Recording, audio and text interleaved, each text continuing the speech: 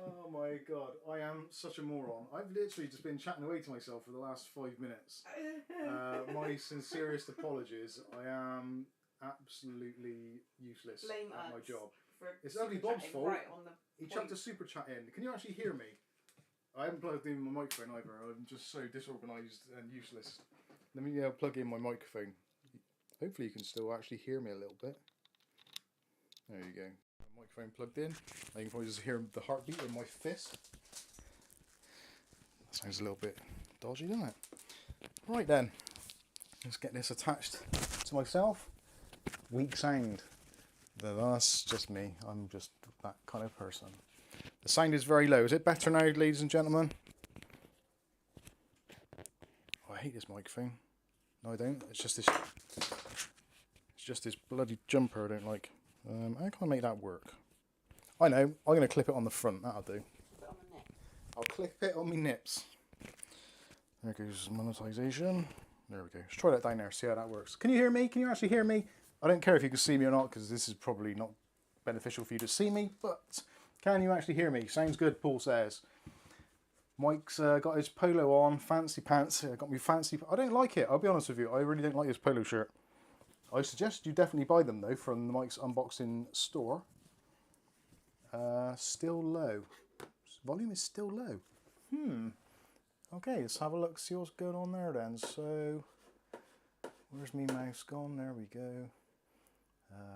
Where are we? Main camera. Main camera. Oh yeah, it is a little bit on the low side, isn't it? Let's boost it up a bit. How's that? Is that better? Can you hear me now? Buffering, buffering, buffering. Sign language. How's that work for you? Better. Okay, awesome. Good, good. So you can actually hear him. I am sweating like, I don't know, like someone on a witness stand. It is really hot in here today. We've lit the fire for the first time today, as some of you will have noticed from the, I did a quick short on it actually on YouTube. I don't know why I did it really, it just seemed like a fun thing to do.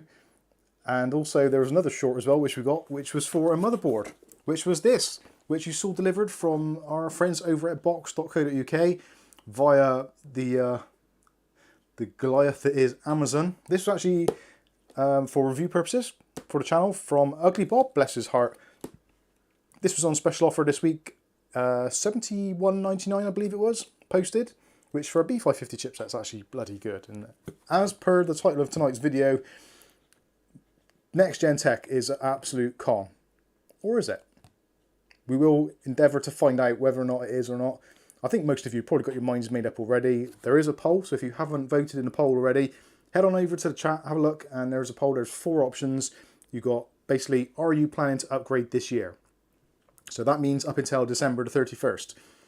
So Christmas sales, Christmas Day, Black Friday, and all those other kinds of times, potentially, yeah, you may want to upgrade at some point. But are you going to do it this year? Or is it more likely you're going to do it next year? I think for a lot of us, next year is the more viable alternative. Depending on what happens in the next month when the B650 chipsets come out, that's going to be a hard one to get used to. And if that makes any difference to this absolutely abysmal pricing that we're facing already with AM5, and I'll be honest with you, we haven't seen the pricing yet really, not officially, of Intel's 13th gen. We've seen estimations, but no one's actually got it in stock, so we don't exactly know what's going on there. So this is kind of down to speculation. I'm guessing the prices are going to be very much in keeping with what 12th gen was, which wasn't overly cheap, let's be fair. And we will be discussing motherboard prices, hence why this is actually very good timing. AMD's AM5 motherboards are ridiculously expensive. Horrendously so. A little bit louder. What, me? Yeah, can you put the volume up? I can put the... I can. Have I done something to this? Have I broken this microphone or have I not plugged it in? Because that should be really, really loud. I will knock it up a little bit for you. This is still a little bit quiet. Audio mixer. Why is that showing that way? I don't want vertical. Let's have that. Oh yeah, it is actually low. That's where it should normally be. Go away. There There you go. Chuck it in there. There we go. Is that better? Hopefully it is. Audio is fine. Thank you very much. Lol. Yes. Where did I get to? Can't remember. Anyway, yes, we will be discussing the prices. I'm going to go through do some PC part picker things. This week, actually, I did make a video on basically making an entire gaming PC, a decent 1080p gaming PC with all the bells and whistles that you'd expect, but for less than an AM5 motherboard. I managed to do it easily. And it was a nice little system, to be fair, with a little bit of future-proofing thrown in for good measure as well. And we're not talking old HDDs and crappy graphics cards here. We're talking actually proper 1TB NVMe PCI Express Gen 3 storage, decent motherboard, lots of RGB, decent airflow, not just some cheap shit case. Proper, decent gaming PC for less than the price of a single AM5 motherboard. Absolutely, I'm raging. I am. Internally, I'm raging. I really, really wanted AM5 to be a really cool launch. Have a little bit of money put to one side to invest in some motherboards, get a processor, do some testing, do some BIOS tours, some flashing, all that kind of stuff. All the things that you're used to seeing here, but the price is just, well, the cheapest AM5 motherboard I think at the moment is something like about £280, which is basically not available.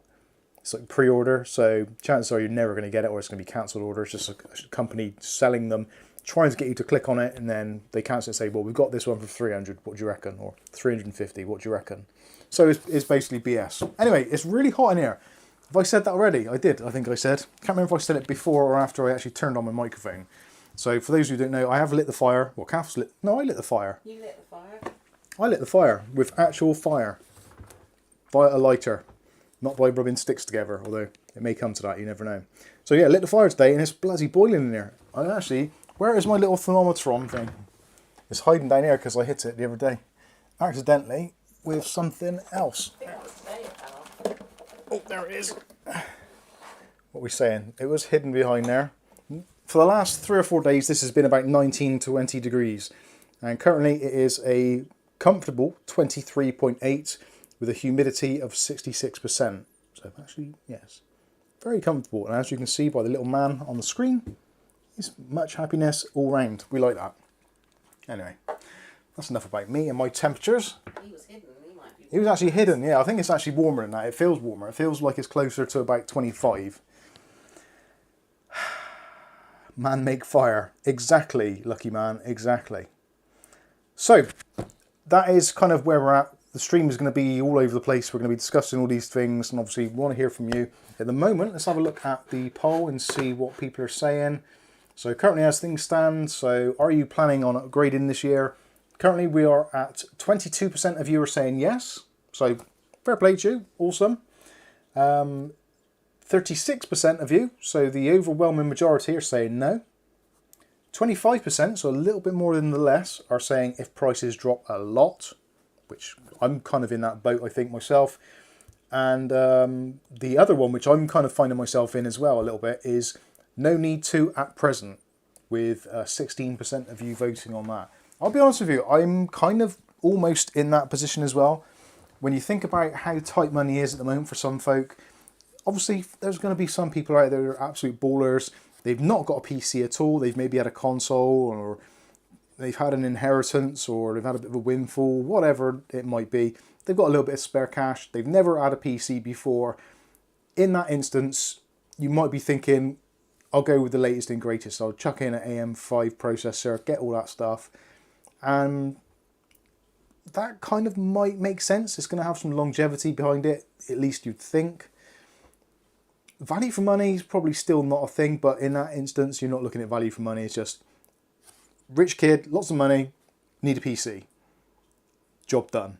That's kind of it. Anyway, I think the majority of us watching this, and I include myself in that, as you are basically my extended family right now, I think that most of us, I would say, are going to be in that group where it's kind of, is there any real need at the moment? And the other half are going to be kind of just no. Just no. I'll upgrade to something else like 12th gen, or maybe a Ryzen 5 5800 X3D or something, plot that into my existing system, give myself a little bit of a gaming boost, that sort of thing, or maybe just get a new graphics card when they become more available. I think a lot of us are probably going to be looking towards Intel in the next couple of weeks. October 12th, we've got Intel's new Arc 770s coming out, 750s as well. They're looking like they might not actually be entirely rubbish. Clearly they're aimed at DirectX 12 games. They're not basing their architecture on the older stuff, so they're leveraging what they've got in terms of bandwidth. So we're talking some actually really decent bandwidth buses on these cards, but potentially not the most refined architecture at present. Let's not forget, this is Intel. They can do many things with many amounts of money, which they can throw into a big pot in the ground and just say, right, we want to be number one in this field, so how are we going to go about doing that? Now, obviously, being number one straight out of the gate is not going to be a particularly easy thing to do. There's going to be lessons learned, drivers going to need updating, etc. It's going to be a process, but I'm actually hoping they do well. At the moment, I'm still thinking NVIDIA ASHO, so Intel, AMD, kind of my money is riding on them to actually come forward and do something decent and give us all something to get actually super excited and pumped about. Something which isn't going to break the bank, isn't going to require me to sell a kidney, or to basically turn all the lights and heating off for a month just so I can save enough money to buy myself a graphics card or a motherboard. Get a kitten instead. No. There will be no kittens purchased in this household. We've already got 4 cats. How many cats do you want, you lunatic? I know Poppy's so cute and she's old now. She is. Poppy is getting old. She is still cute, but she is getting old, so we may have to replace her with a younger one. Oh, she's walking away now. Oh, that's genuinely upset her. You'd still be here, Poppy. Oh dear. Right. Before we go too much further, we start looking at itchy ear roll. Before we start looking at some of these things, let's say hello to some of you people in the chat because that's just the kind thing to do. I did notice some of you today over in Adamant IT's stream. A couple of you I said hello to and noticed in the chat, so hello to you.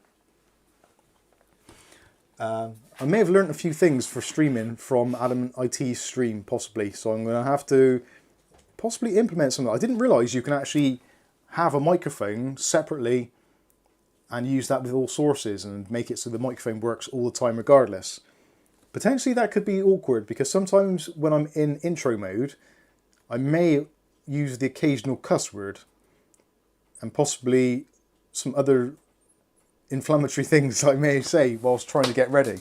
So potentially having the microphone open and on all the time could be a possible career ender. So I'm not entirely convinced that's the way to go with that. But anyway, we did learn some things, so that's all good.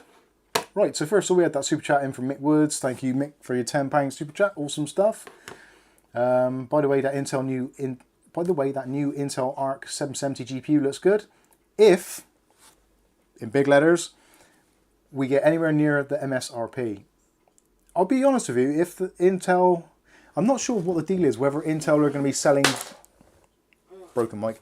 I'm not sure if Intel are going to be selling through the channel and selling at MSRP. I don't know. If I can buy a Intel 770 GPU for the equivalent UK pounds of $349 for the deluxe version, like the high-end one, I think I would be tempted to stump up the cash for that. I genuinely would. If for no other reason, then I can claim it back as a tax deductible because I can use it in my video editing PC. And without a shadow of a doubt, games aside, it is going to be amazing for video editing. I haven't seen anyone review it on terms of that, but just by the fact that it's Intel, obviously quick sync technology, AV1 encoding and decoding built in, H.264 is great on NVIDIA, H.265 is great on Intel rather. So if it comes out and is a dud for video editing, I will be amazed. But I think it is going to be very good, especially if you're one of those people that are maybe using uncompressed 4K timelines, you're not using proxy files, that sort of stuff. It should be good. Anyway, moving on. Matthew Day says, finished the upgrade. I should have finished building a while ago. Yes, that upgrade. You've still got the GTX 1070, which I think I sold to you, almost this time last year, if not... No, when was it? No, was it January? Or was it November? I can't remember if it was pre-Christmas or after Christmas. It was definitely when it was cold. I remember that. So get him finish your build and your upgrade. Skystalker, the legend that is Skystalker, is gracing us with his presence. Someone else's teeth in the game tonight.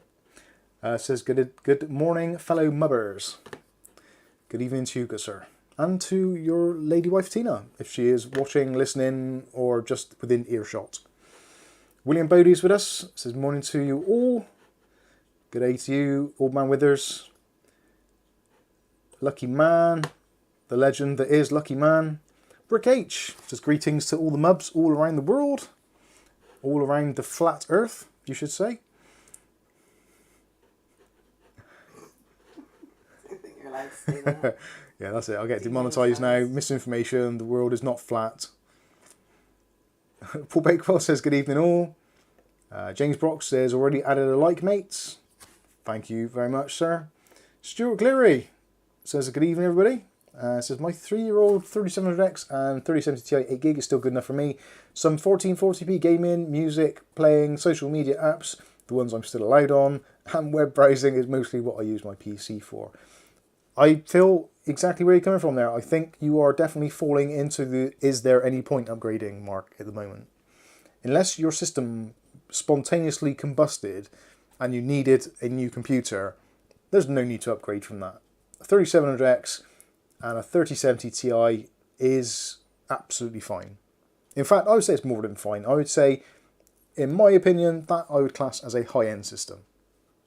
At least mid to high-end system. Let me know what you think or disagree with in the chat. Good old James Brock's in the house. Says, good evening. James Brock says, no upgrade in here. Very stern, 100%, not going to happen. There'd have to be some very compelling reason to upgrade, I've got to be honest with you. Good old Dutch Jan says, moin moin from Germany. Bless you. Stuart Cleary says, my son still uses a i9 9900 and a 2070 for gaming, never has a problem. Yeah, again, that is kind of, I would class it at least mid to high end system, middle high. Anything of that level is going to be absolutely fine. And is there going to be anything that comes out, a game, application, a thing, which requires more computing power than it? It's unlikely. Especially when you look at the target audience for computer parts. Look at the Steam survey. Look at what is popular there. We're still looking quad-core max, 1080p gaming, 1060, either 3GB or 6GB is kind of like the big player. Maybe an RTX 2060, that sort of level card. You could probably argue in there as well, like a 5700, that sort of thing. RX 580s are still extremely popular and very common, very much in use. So that's the target market. If a manufacturer designs a game which will not run on like 3/4 of the marketplace is worth of hardware, then they're not going to sell many games. And there's going to have to be an absolutely amazing game, one which either restores hair, makes you taller, gives you bigger breasts, I don't know, makes you lose a couple of pounds. It's going to have to be that level of game in order to make people actually buy a new PC to play it. It's unlikely people to do it. Otherwise people will be like, oh, I don't want to play it. It's not going to happen. It's too expensive. There's got to be a compelling reason to want to do it. Rick H says, still rocking my i7 3770 with 16GB of RAM and a GTX 750 2GB model. All works fine. Happy days. I've always said this, and I say it to people all the time, they say, Mike, what shall I upgrade my computer to? I was like, well, what do you use your computer for? And they tell me, blah, blah, blah, blah. And I say, are you still able to do that okay? And they're like, well, yeah, pretty much. Why are you upgrading? Well, I just want to upgrade. Okay, if you just want to upgrade, tell me what you want to just upgrade, and we can work out what it is we should kind of be aiming for to satisfy that scratch that you have to itch. But if there's no specific reason, like your video editing is working fine, your games are loading, you're getting adequate frame rates, all that kind of stuff, do you need to upgrade? It's nice to do, don't get me wrong. I completely know that there is a really big target segment of the market, which is what a lot of this is aimed for. And those are the people that are kind of almost that sort of super niche nerd kind of demographic. So this is obviously not sexist or judgmental or anything. This is basically just kind of partially facts, partially what I see in my own eyes. So the demographic that a lot of this stuff is aimed for is predominantly male, 18 to 35, maybe slightly more, that kind of demographic. Single, not very active, spends a lot of time on the computer, and has like spare cash. That is what this stuff is aimed for. So gamers, effectively, that don't go out, do all their socializing online and basically live on their computer, they're the ones that want it. Not that their computer doesn't do exactly what they want it to already, it's just that they don't do anything else. And they've got spare cash, their monthly income, they're living at home possibly in their mum's basement or whatever, and they've got money to spend, so they're going to spend it on new hardware. That's the demographic that most of this stuff is being aimed at. Like it or lump it, that's exactly what it is. Luckily, I'm not in that demographic, although not entirely got my feet out of it. I still have a few toes in that murky water, so I'm not casting any judgments. I'm older, not living in my mum's basement.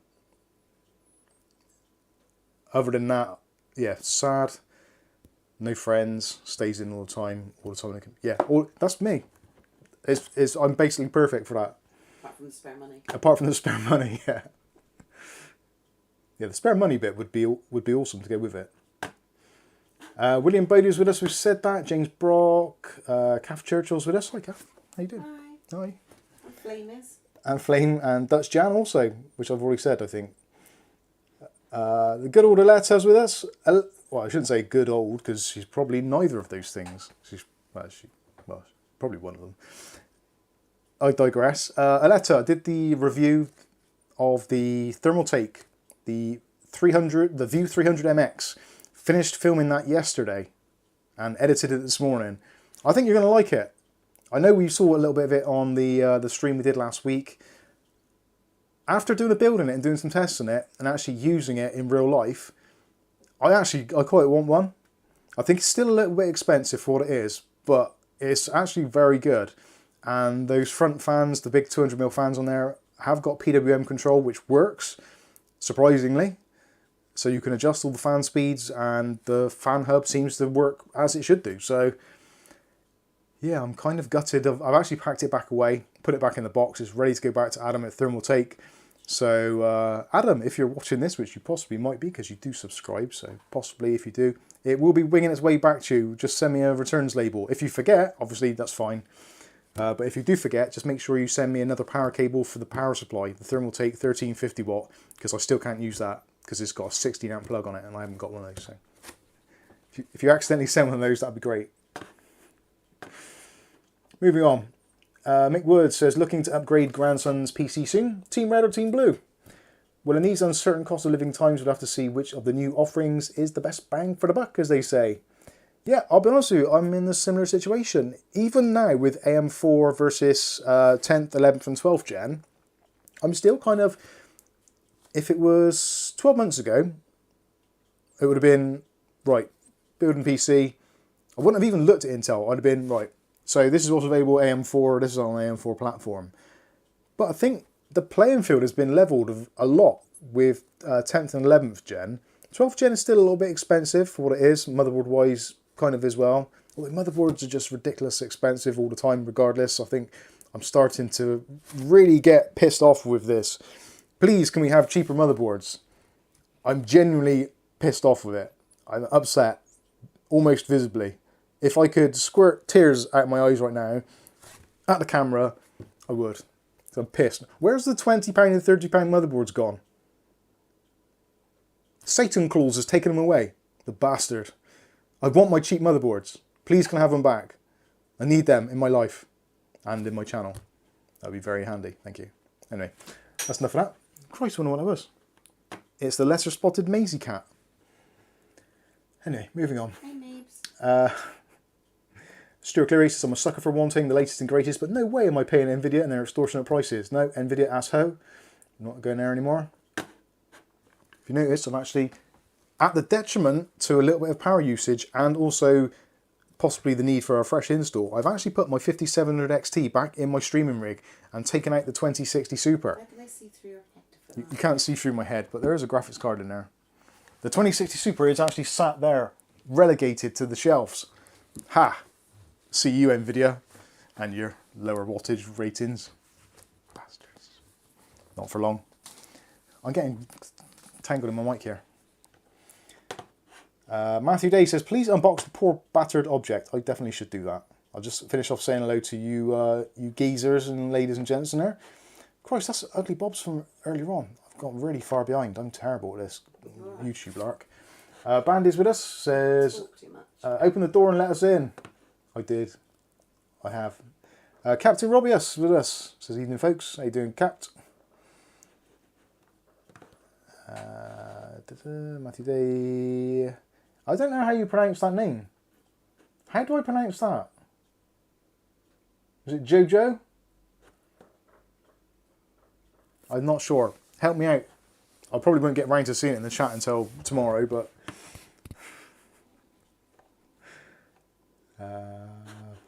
Peter S. Hello all. How you doing, Peter S? Nicholas Barlow says, little low. Yeah, I'm just short. I can't help it. Taller than Linus, though. Nick Barnes, sign language, good idea. Cyber sandwiches, buffering. Oh, we got to that a bit earlier, didn't we? Stuart Cleary, Nicholas Barlow, cyber sandwich, Willie Bob, Michael Thompson says perfect audio. Thank you, Michael. Love you lots. Nick Barnes, much better. Okay, looks like we're on the upwards thing here. Michael Thompson says Mike looking professional with his polo. Yeah, I don't like it. I honestly don't. I'm glad I bought a load of them. I've got rid of most of them. I think we got, actually, saying that, polos, how many we got left? Polos. One medium, one large. One medium, one large, and one extra large. No, how many extras did I do them? 3XL. 3XL, basically. So if you want a polo shirt, and you're one of those sizes, and you're a medium, a large, or an XXXL, 3XL, then that is the last of the current remaining stock we've got of those. And they're actually coming, they'll be coming directly from us. So if you order one of those, you may get extra something in their package with it, possibly. If Kath remembers. Speaking of which, actually, now it's getting colder. If you want hoodies as well, we've got some hoodies left in stock. 2 medium, 2 large in the embossed ones, which are really cool. This got an embossed logo like this, so it doesn't fade or wear away. Well, it might fade, but it won't kind of wear away because it's properly embossed, or embroidered rather. Yeah, 1 medium, 1 large, 1 XL, and in the printed ones, we've got those in medium and large. That's all we've got left. We have actually placed an order this week. I say we, Kath kind of just grumbled and, okay, I just did it anyway. Some beanies, got some nice embroidered beanies come in, which will keep my stupid bald head very warm in the coming months, although I don't need it because the fire's on at the moment. But when I go outside, if I ever venture outside and veer away from my demographic and see the sunshine into my eyes, then I will need a hat of some sort. So we're going along there. So when they come along, we will be putting those on our Discord in the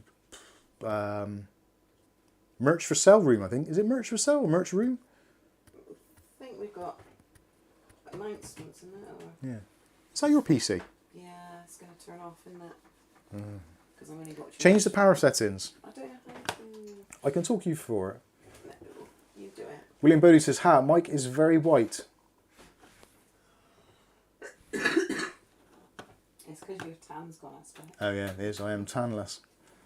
I do keep telling him to go outside. James Brock says, where's that slacker miscellaneous? He's probably slacking. Actually, this time of day, he's probably doing housework. Vacuuming, I think. Oh, is he? Stop. Stop. Thanks, Kath. Mark Berry's with us. Michael Thompson. Well, Bill. Well, Bill says I'm going to stick with AM4 up until at least 2024. If we make it that far. Come on, have you seen the news recently? Wild Bill's actually got a motherboard for sale. Listed in our Discord, items for sale. It is a MSI X570S.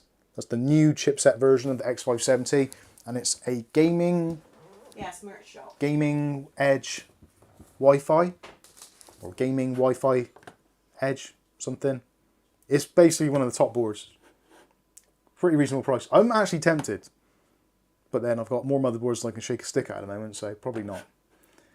Lewis G says that was a good stream. I must have missed it. Oh wait, that was my lag. Oh, there we go, you're back. You're back in the room.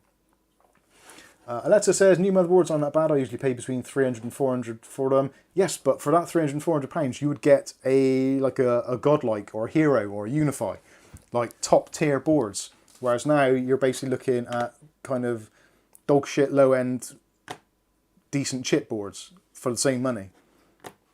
Like your DS3Hs and the lower end stuff, like kind of this kind of level, but with a 6 on the front rather than a 5, and paying an extra 200 quid for it. That's insanity. I don't care how good it is. It's actually, to be honest with you, if it isn't going to give me at least 100% better performance, like double the speed for everything, why?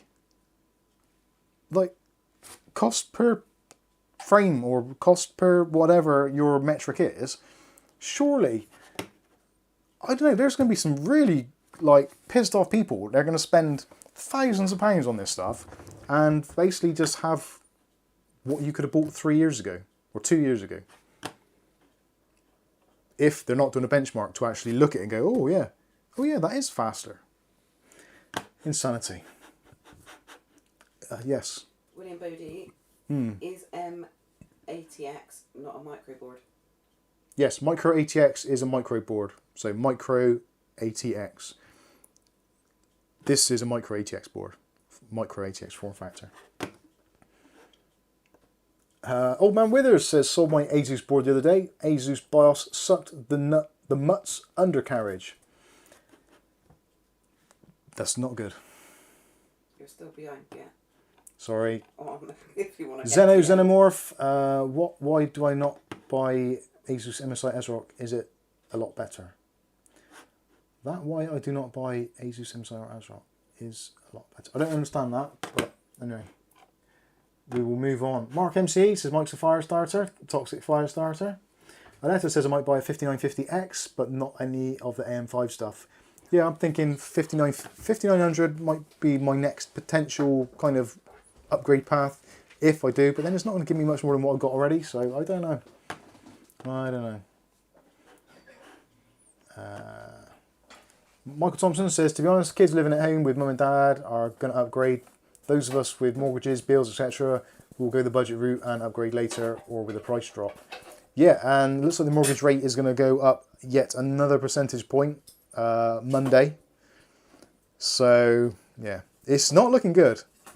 Normally, when all of the currencies are rallying at the same time, that means that it's kind of going to go off a cliff.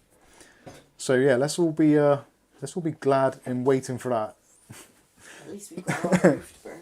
Yeah, we have got bits of our old roof we can still burn, so at least we won't be totally frozen. James Miscellaneous says, if Poppy knows it knocks over that beverage, the channel will be renamed to Mike's Unboxing Reviews and how to execute your cat. No. Actually, I'm going to drink some of my beverage now because it's cold tea. Lucky Man says, still wearing my hoodie and picking my nose with screwdriver, not from LTT. Have we still got the screwdrivers? I actually do use mine quite regularly now. I didn't used to, but Mike's Unboxing pen and screwdriver. Almost every time I leave the house now, I take those with me. That is very, very useful for all sorts of things. The pen's very useful for, well, writing. James Brock says, at James Miscellaneous, so are they not really powered up each day? What was that about? I don't know. Moving on. Richard says, Nick Monberg, because they're absolutely perfect for cheap CPUs like the R5 5500. That's pretty cheap in the UK. Yeah, at the moment, there is a price drop. I think it's £83.51 or something bizarre like that for the Ryzen 5 5500. Yes, before you say it, yes, I know PCI Express Gen 3. It's not what it looks like it is on the box. It's 83 quid. It's a little bit slower than the Ryzen 5 3600, which is second-hand. If you go to CX, you're looking at 95, 100 quid. So to get something brand spanking new for about £83 or £85 or £88 or whatever it is, it's under 90, that's all I know. I think that's a really good option, and technically I might even buy one to put on here. I'm very tempted because CAF PC is basically shitting itself at the moment. Every time it's just doing weird stuff. And it's an older ASRock board, it's a B450 Pro 4. I bought it secondhand anyway, as like an Amazon used bargain. CAF's been using it in her PC now for what, 4 years? 5 years maybe? It's been a long time. So, and it's on kind of at least 12 hours a day, pretty much every single day of the year, if not more than that. At least every 15 minutes. It used to be, yeah. Turns itself off. What was it? You used to turn it on about 7, 8 o'clock, 9 o'clock maybe, and then turn it off at kind of midnight. So that's good 15 hours a day, 14, 15 hours a day for 4 or 5 years. That's pretty good going. And technically it's still working, it just seems a little bit odd at the moment, it's doing some weird things. Anyway, moving on. Does not look like MSI will offer a X670 Unify. That sucks. I think they will probably offer it, but there will be an option of kind of like partial mortgages with it. So they're trying to work out who to get their finance through, whether it's going to be kind of GE or whether it's going to be MasterCard, Barclaycard, or Morgan Stanley, Dean Witter, Fannie Mae, any of those. You're going to definitely need some kind of insurance policy if you're going to buy that. Mark Marlowe bought an MSI B560 Tomahawk Wi-Fi motherboard the other week. 35 quid, fully boxed. Sweet baby Jeebus. That is bloody good. If I've got actually, where is it? Oh, it's on the other side, I can't be arsed. A B5, actually, what is it? I've got an MSI B560 Pro VDH Wi-Fi, which I picked up, I thought cheap. That was about 60 notes. So just goes to show, like, these are 72. This was about 60 and change.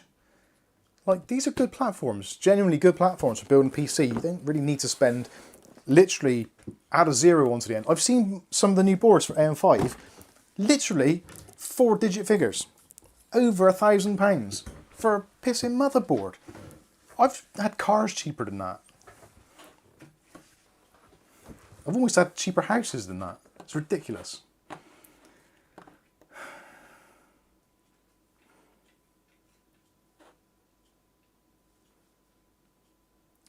Nick Monberg says, may well be Richard, but it has no upgrade path, plus terrible quality, so what's the point?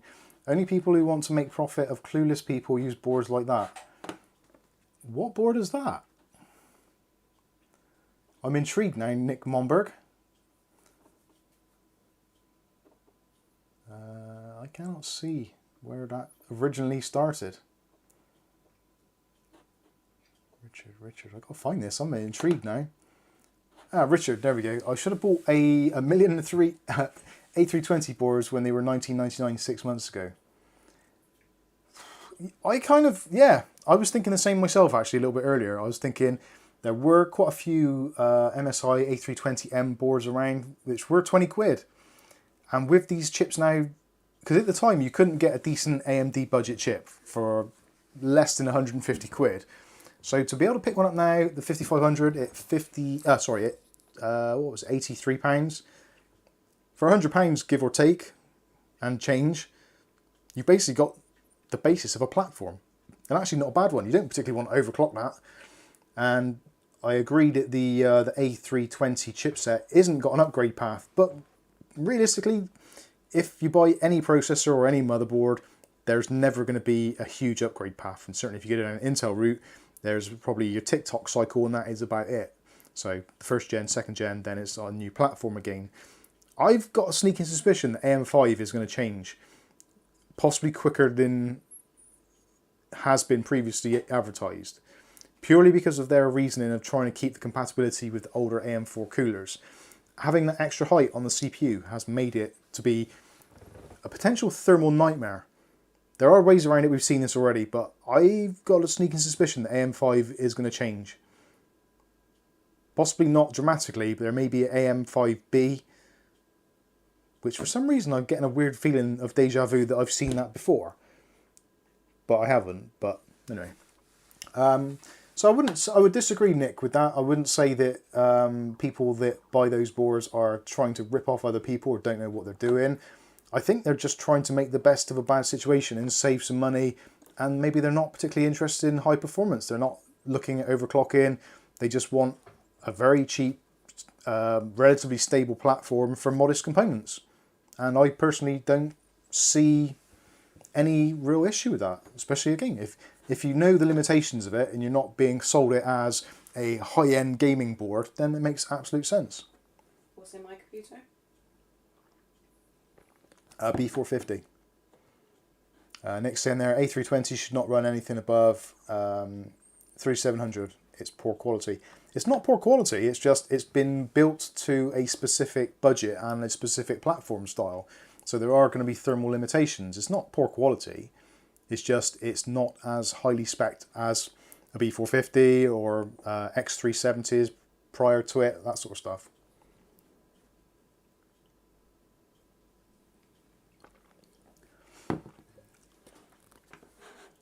William Bodie says, sales of PC parts will fall in Europe if the price of electricity goes high, then only rich people will have and use them. Now, I'm actually on a completely different subject, well, not subject, but a different kind of tangent.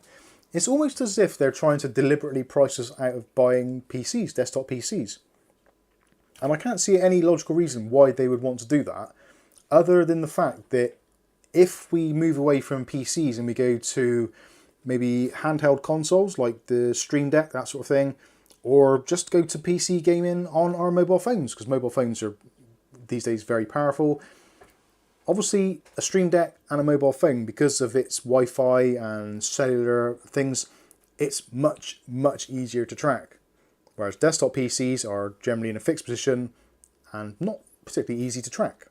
So maybe there is something slightly nefarious going on, where they want us to not stop buying PCs and buy tablets and Steam Decks and portable devices. I don't know. Something for the thinkers out there. James Musilius says, blurred video a few times. I suspect Poppy swinging her tail.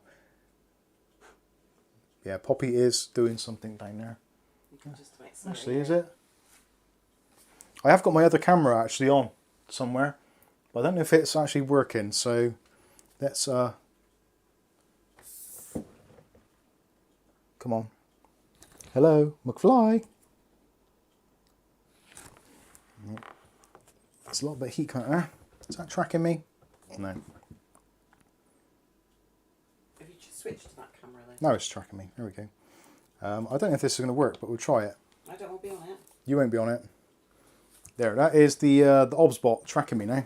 Oh, that's a bit close, isn't it? I could do it being closer, no, further away. So this is the OBSBot 4K. Currently not running in 4K, because that would be horrible. Is that looks like it's zoomed right in. It is. Zoom out. It should zoom out now. And there we go. Whew, that's better.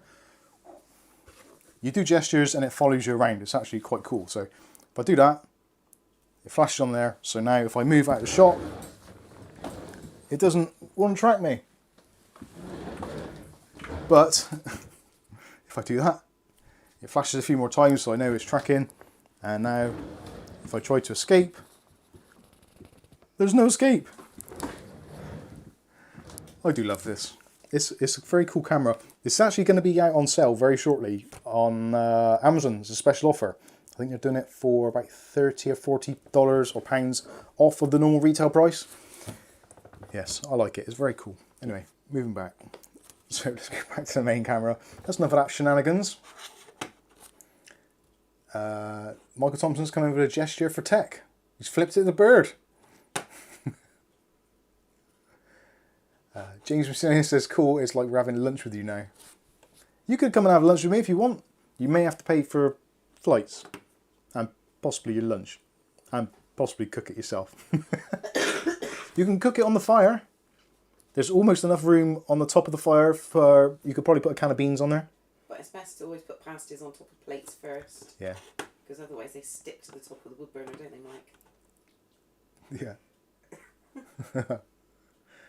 Oh, am I buffering? He's not saying now would be a good time to insert ads. No, it won't. I refuse. Close. Pull Poppy nearer to you. They want to see Poppy. They don't want to see Poppy. They do. They don't. I can't put her nearer.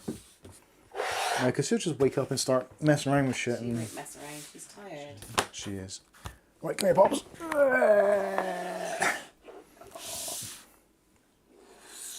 Not right too near the edge. Not near the edge. You might fall off, young un. Right. There she is. Oh, now you're right in my way. I'm going to have to mouse over you.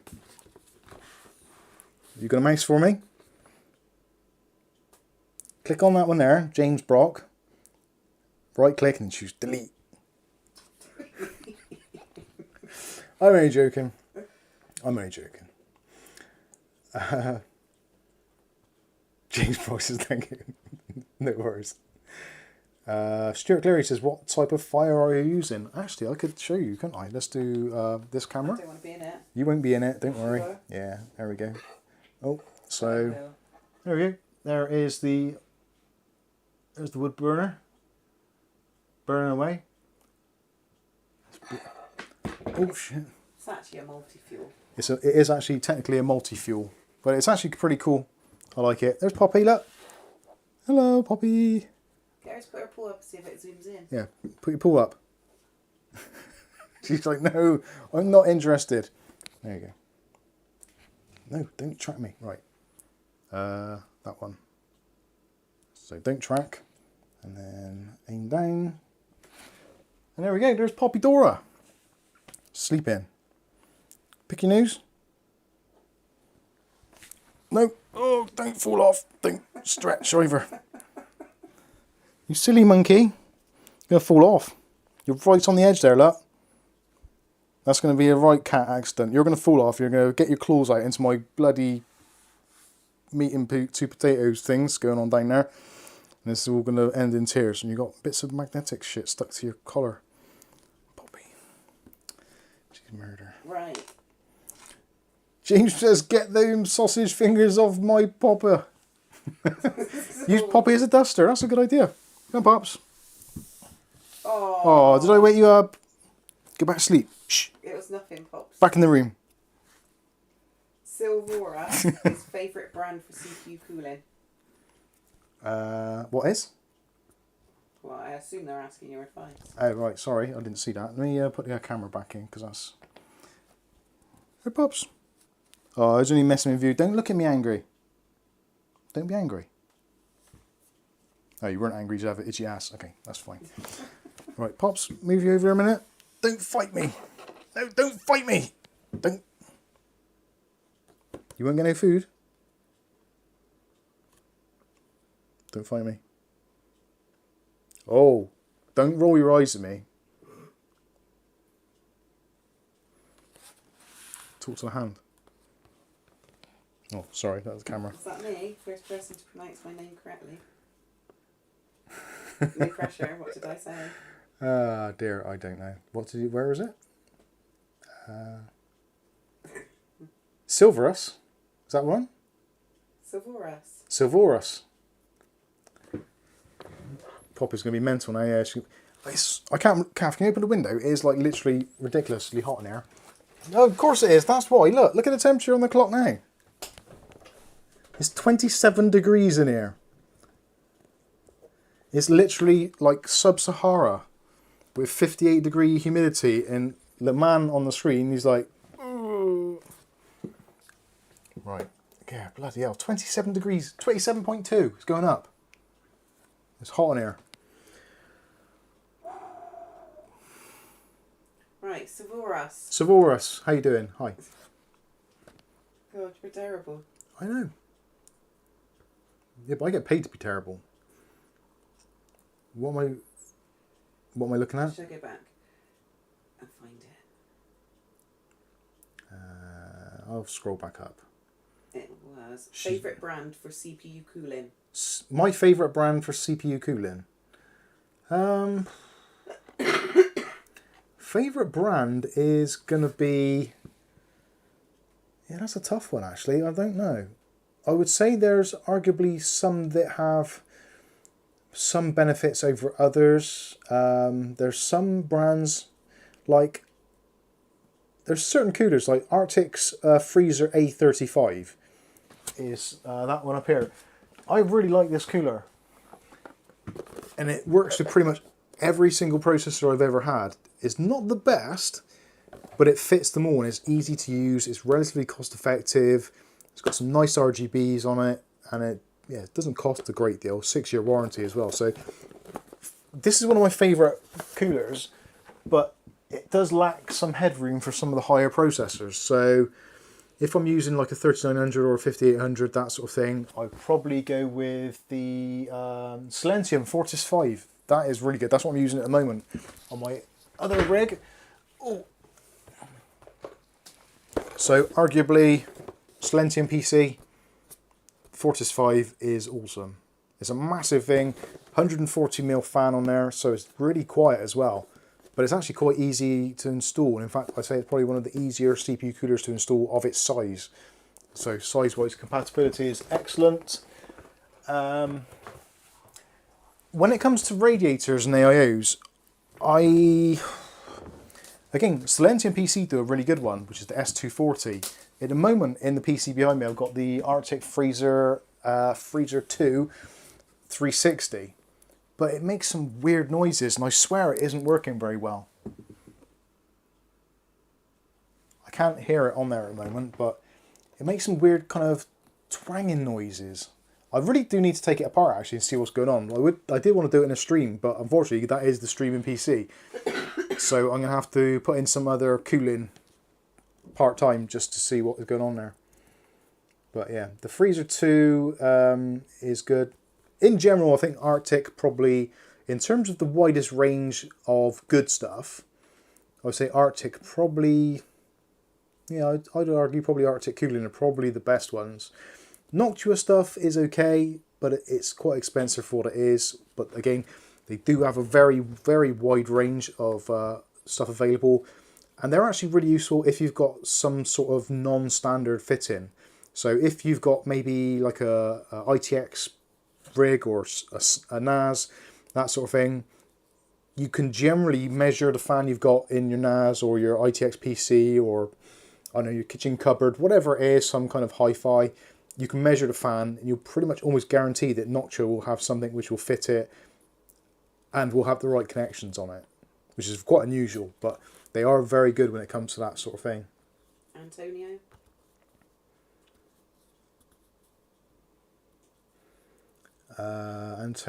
Antonio, wherefore art thou, Antonio? I can't see Antonio. What was the question? Sad to say my PC died recently. Is it worth investing in AM5 platform or buy medium? Antonio, sad to say my PC died recently. Is it worth investing in AM5 platform or buy medium of current AM4 portfolio and never upgrade it? Personally, at the moment, I see no reason to go to AM5. Especially with the motherboards that are available for sale. Potentially if they come out with like a 7500 or a 7400 processor and some either A620 or B650 motherboards which are less than 150, maybe 100, 150, there isn't really any benefit. You've also got to factor in DDR5, which is a little bit more expensive than DDR4, and there's not always the same kind of brands around. So if you're looking for your kind of LPX, I'm not even sure if they do LPX in DDR5 at the moment. Maybe they do. I've not seen it. So it can't be on particularly good offer, otherwise it would be everywhere. Have you used any of the ID cooling stuff recently? Nick Barnes around the bottom. Nick Barnes, have you used any of the ID cooling stuff? Recently bought the 120mm tower, 244, no RGB, but impressed with the quality and ease of fit to AM4. Funnily enough, I was actually looking on Amazon Monday, I think it was, because I remember someone was discussing it in a stream, because there's the 224 XT, and there's an RGB version as well, I think. There's a couple of different versions of the same cooler. And I was looking and thinking, I don't mind getting one of those, really, to test out, but it didn't happen, so I will look into that, definitely. It's still 27 degrees out here. Alright, I'll leave it open a bit longer. I'll stand right next to it. So yeah, I probably will have a look at those, Nick.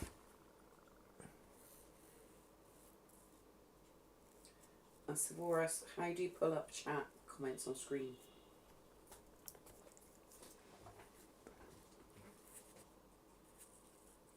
Sorry? What are you laughing at? I'm laughing at James and James Miscellaneous. James They told said, you, they're gross. talking between themselves. Yeah, gross. Mike said Noctua correctly. I like the way the shellless turtle says it because it's funny. The shellless turtle is Kerry Holzman. Because he says, I'm not even sure how he pronounces it. It's like Noctua or some bizarre way of saying it. Yeah. I was thinking things I could say them, but I'm not going to say them. How do you pull up chat comments on screen? How do you pull up chat comments on stream? There is an add-on which is called chat.aronpk TV. It's an overlay which you can download, and you basically integrate it with Chrome. You go into chat as you would in a stream. So if you look at your chat at the moment, at the top it'll say live chat or all chat or top chat, live chat, whatever. And you click on a button there and it comes up with their little add-on saying get stream overlay. You copy and paste that into OBS and basically it runs in OBS. So if I click on clear, then it removes the text. If I click on anyone's text there, it just comes up. And you can just click on whichever ones you want to. There isn't a way of automating it, unfortunately. I would love for them to be a way so I could put it on the screen, but then it fades away after like 60 seconds or something. That would be really useful. I might speak to him actually. It just seems it's like some guy who's just coded it just to help out people. So yeah, it's pretty awesome. Dutch Jan says 16 gigs of DDR5 4800 is €70.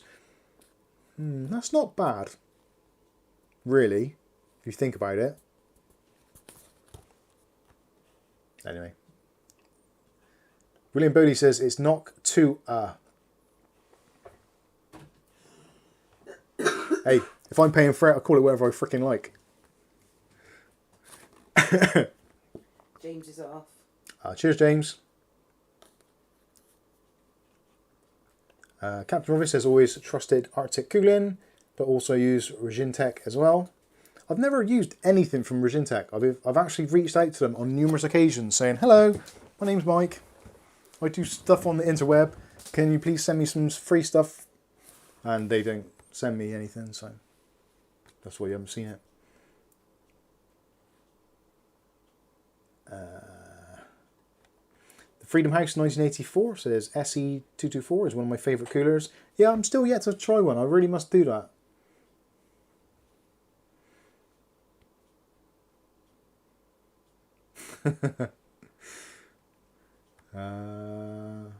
Right, I'm going to fire up PC Part Picker now, and we will be taking a look at some ridiculous prices for what, well, you know where I'm coming from with this, so I'm just going to see what it costs to spec out a reasonable priced AM5 PC. It's not going to happen. It's not going to be a reasonable priced one, clearly. It's just going to be insanely expensive, but let's see what happens. So PC Part Picker. Now PC Part Picker, I should say as well, is quite a handy tool, but it's not a de facto thing. So if it comes up with certain things, it's not entirely accurate, but it's actually quite close. So it gives you a relatively good guide. So let's have a look. So where are we? Log in, because I might want to save this. And let's go over to PC Builder. If I full screen that, and then if I press the desktop button, magical things happen. No Poppy. And Poppy disappears. I have to get Poppy Cam on.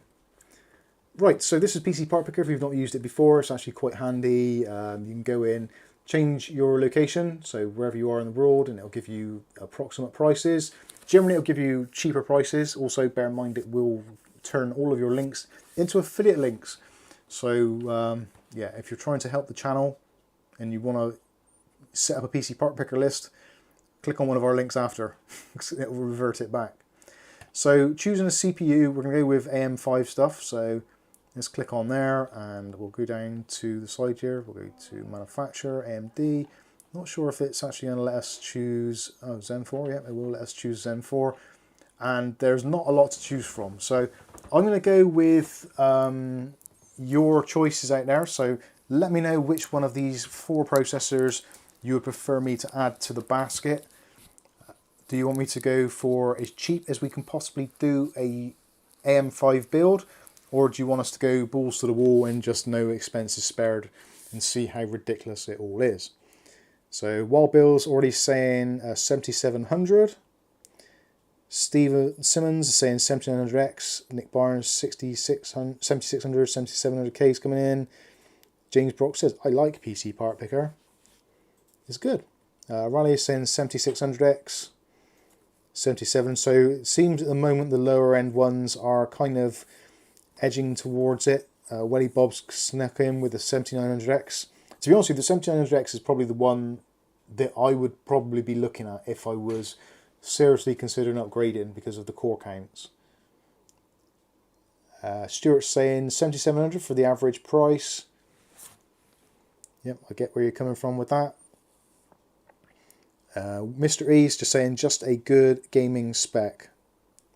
7700, 7700. So 7700 seems to be the kind of the spot at the moment. So 6 cores versus 8 cores. Let's go with the 7700X. I think that is possibly going to be the better seller overall. So already we're at £426. Now I can build a PC for that relatively easily. £500 I know for sure. So we're going to need a CPU cooler. So this is going to be interesting because a lot of these, although they say they are compatible, they definitely aren't. I'm not too sure whether we go kind of relatively modest on this or whether we go overkill. I'm thinking probably somewhere around the middle. Maybe a Noctua. Lol, said it right. Yeah, I'm not too sure in terms of cooling. What's the cheapest cooler we can stick on here? The way I see it, if you're going to do it, make it worthwhile. Pull bake or go big. Go big or go home. Well, we're going to be going big on price anyway, because we've got no choice in that. See, I don't understand how all of these coolers are listed as being compatible. Because they're kind of not. Because the AM5 mountings are very different from AM4, even though it's similar. So if they use the clamp fit, then they're going to fit. Or if they've got a bracket in with them to convert it, then they'll fit. So, price-wise... Keep an eye on the comments because I don't understand. I am looking at the comments. NX700, no point Mike, you might as well buy a 5900, a 5850. Yeah, that is basically what I'm thinking it's going to be. Stuart Cleary says make it an average build or all higher or all low end. Alright, I'll tell you what I'm going to do. I'm going to do this as if we're going to do it the cheapest possible options and see how cheap we can actually make it. So let's try. So if you're desperate and you just want to get into the ecosystem, cooler wise, the cheapest one is going to be, I would probably go with, I want to go with the Arctic Freezer really. Freezer 12, 35 quid is a bit much. They've all shot up in prices. Right, let's go with the free... Actually, yeah, we said that earlier, so let's go with that. That's not necessarily the best one for the value for money, but we know it's going to definitely fit. Choose a motherboard. So let's sort by price. And holy Jesus Christ almighty. So the Aorus Elite AX from Gigabyte, the X670. So this isn't even an extreme chipset. This is just the regular run-of-the-mill Gigabyte board. Then we've got ASRock's. We're adding another £50 if we want to go MSI, which I would have liked to have done. But we won't because we're doing this the cheapest way we possibly can at the present. So memory-wise, I think arguably, I think 32 gig is... Actually, no, we'll go 16. We'll go 16. We can still game with 16 gigs of RAM. You may not want to, but you certainly can do. The clock speeds of the DDR5 in terms of the Infinity fabric doesn't appear to make a huge difference at the moment. So if it's not going to cost us too much extra, so we're adding another 10. No, we might as well just go cheap and cheerful. So we'll add the Kingston Fury Beast. Storage wise, yes, Kath. Stephen's comment. That will be the problem with AM5. You're going to go into it, you might as well go all in, as why spend silly money on a new system that won't perform better than the top of the end current gen. Well, that is kind of the thing. If you go at the entry level at the moment, the entry level is still kind of almost faster than the other generations, so AM4 and 10th, 11th and 12th gen Intel in general, and for gaming is going to be pretty much as well as. But once you've got the platform, when the chips drop in price, you can then chuck in a much bigger AM5 CPU if you want to. But you need to get the platform first. But yeah, I agree with both sides what you're saying. I'm kind of highlighting that this is almost a pointless task at the moment. Right, we're just going to put a 1 gig drive in there. Oh, sorry, 1 terabyte. Video card wise, so we want a reasonable gaming PC. But we don't want to be kind of ridiculously cheap. And I wonder if they've got the 6700 10 gig on there. That would probably be my my initial choice, I think, of a system of this kind of level, because you're going to want a relatively decent graphics card in there. Otherwise, like you said, there's kind of no point. 6500 XT, no, that probably won't do it. Page 2. About the 60. So I should just search for it, but that takes the fun out of it. Graphics cards aren't really coming down much in price, are they? We could arguably say the Founders Edition 3060 Ti, which probably bang for buck is about where you want to be. So there's no 6700, so 3060 Ti. How can that not be compatible?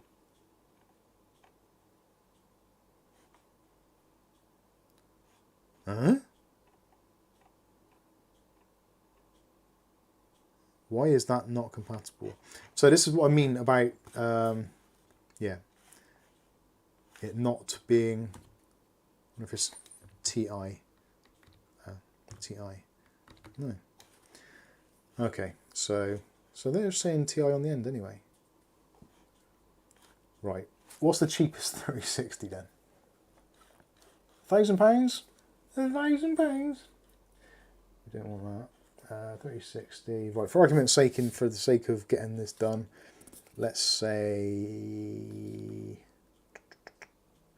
that one. Space before TI. Yeah, I tried that.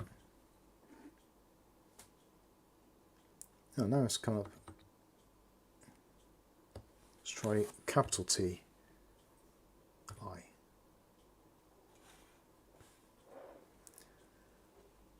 Yeah, these are ridiculous prices. So we'll just go with a 3060. What's the cheapest one? ASUS. Right, we'll chuck that one in. That's fine. That's adequate for gaming.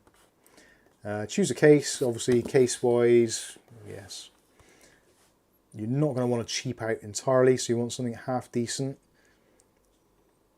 So we're not going to go overly cheap. MSI Mag, actually Observatory Light Mesh, that's absolutely fine. Or Forge 1100R. Any of those sorts of cases are going to be fine. So let's go with kind of middle price, so 50 quid. Say 50 quid for a case. I think that's going to be absolutely fine. Where is it? Cougar, that one there. So add that in. Power supply. We're not going to need to go completely overkill on here, but I would like to go for a gold rated. I'm not particularly bothered about modular, but if there is one at a reasonable price, then I think that might be worth doing. I think 650 watts would be possibly enough. but I'm going to say 700.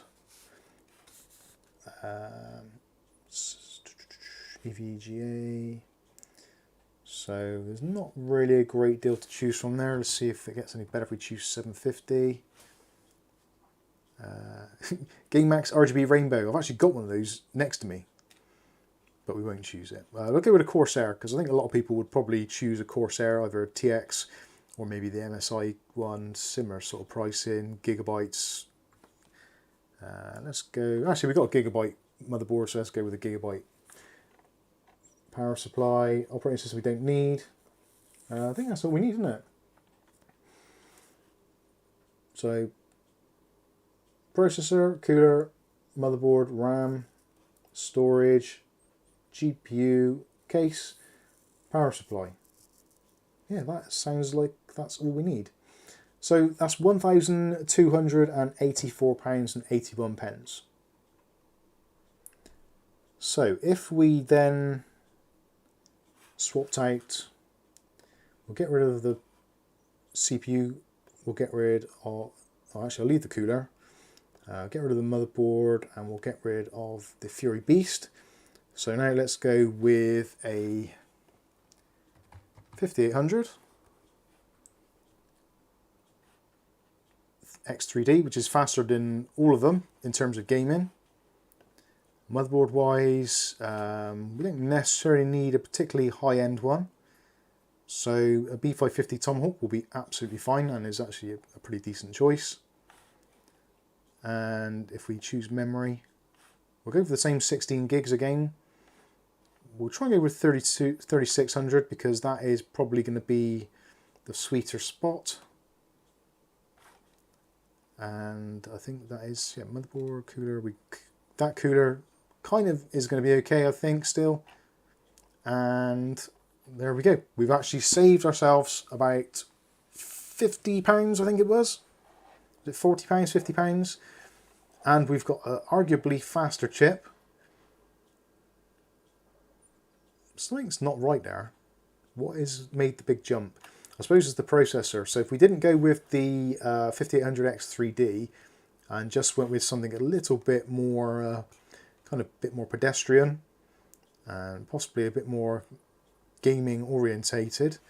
So we could probably go with the where's the 5700X? That's going to jump down. So we're just over £1,000 there. And that's actually not a bad little system. So let's go completely the other way now. And we'll go with, let's delete that one. We'll delete the motherboard and we'll delete the RAM. And we'll go for the best of the best. Let's swap it by pricing. No, we don't want a Threadripper because that is the best of the best, but it's a bit much. So Zen 4, top of the line, 7950X. CPU cooler is going to have to be a, well, realistically, it's got to be water cooled in it, I would say. So we'll chuck in some water cooling. I think £100, £120 on water cooling is relatively justified for that. So we'll chuck that in. Motherboard wise, we're probably going to want something pretty decent on there. So in terms of pricing, actually saying that, all of these are capable of running it. So maybe we should stick with the Gigabyte board. Although I'm tempted to go with the MSI one. Well, we'll go with that anyway, just to level things up. And choose memory. Probably 32 gigs is going to be Corsair Vengeance, 32 gigs, 5600. Yep, that'll do. I'll go with our IQ setup. And let's go with a different video card. Because we want basically the best we can get at the moment. Oh dear, I will set it now. There's too many graphics cards. Those are Founders Editions. So Founders Editions pricing is generally better. So we go with the 3090 Ti, because why not? And of course now we're going to need to change our power supply because that just won't do. Although actually probably isn't that far off what we need. So estimated wattage is 740. So I'm going to say 1350. What have we got? Game Max? What? Alright, let's go with 1250.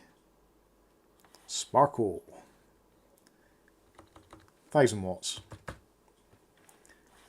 Corsair HX Platinum. Let's sort these by price. What's the cheapest? 1000 watts.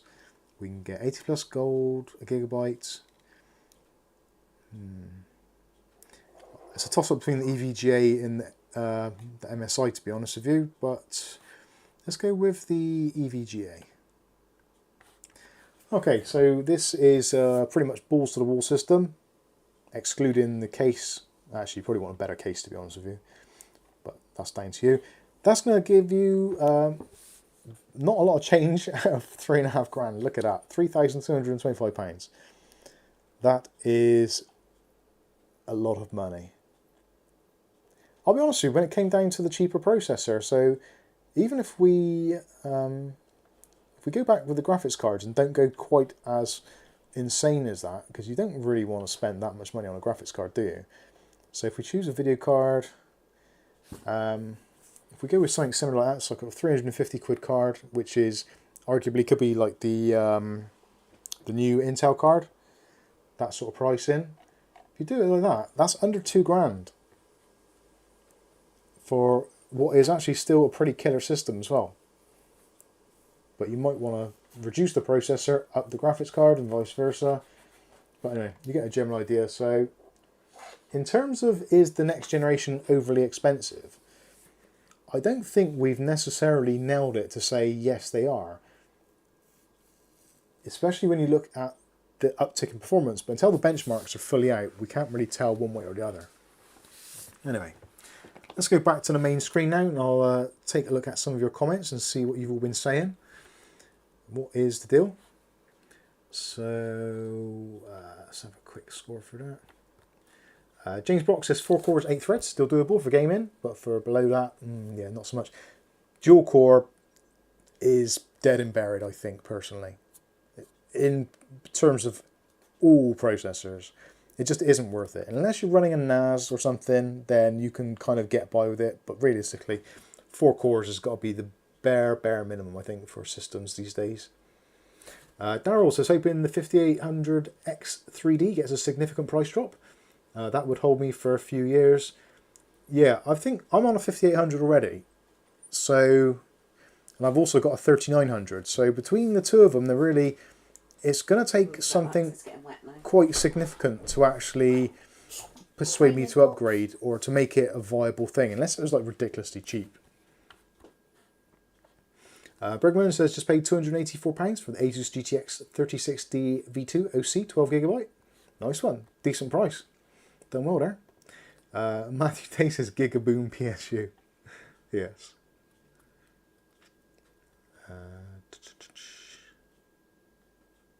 Rick H says I'm looking into a 12th or 13th Gen i5 non-K model. Those make a lot of sense. They really do. 10th and 11th Gen still make a lot of sense. I actually picked up, where is it? It's up here somewhere. It says stretching aimlessly into the wilderness. So this is, actually I can't remember what it is. I think this is a 11400 non-K. Or was it a K or an F?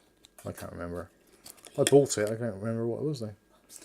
That is a, yeah, 11400F. 11th Gen Intel. It's actually a really nice little processor and definitely gets the job done.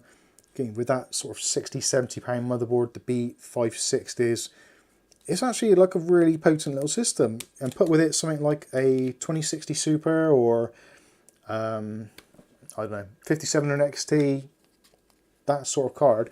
It's an awesome gaming machine. Intel systems are really good, and they are still carrying their weight very well, which is awesome. I like that a lot. And obviously, like £135 or something. No, actually, how much did I pay for that processor? That must have been about £100. I need to check, actually. I'll have a look on CAX. Do you remember how much it was, Kath? No, I can look in the receipts. That's right, it's not that important. But anyway, yeah, it was a really good deal. And for 6 cores, 12 threads, Intel, you can't go wrong. You really can't.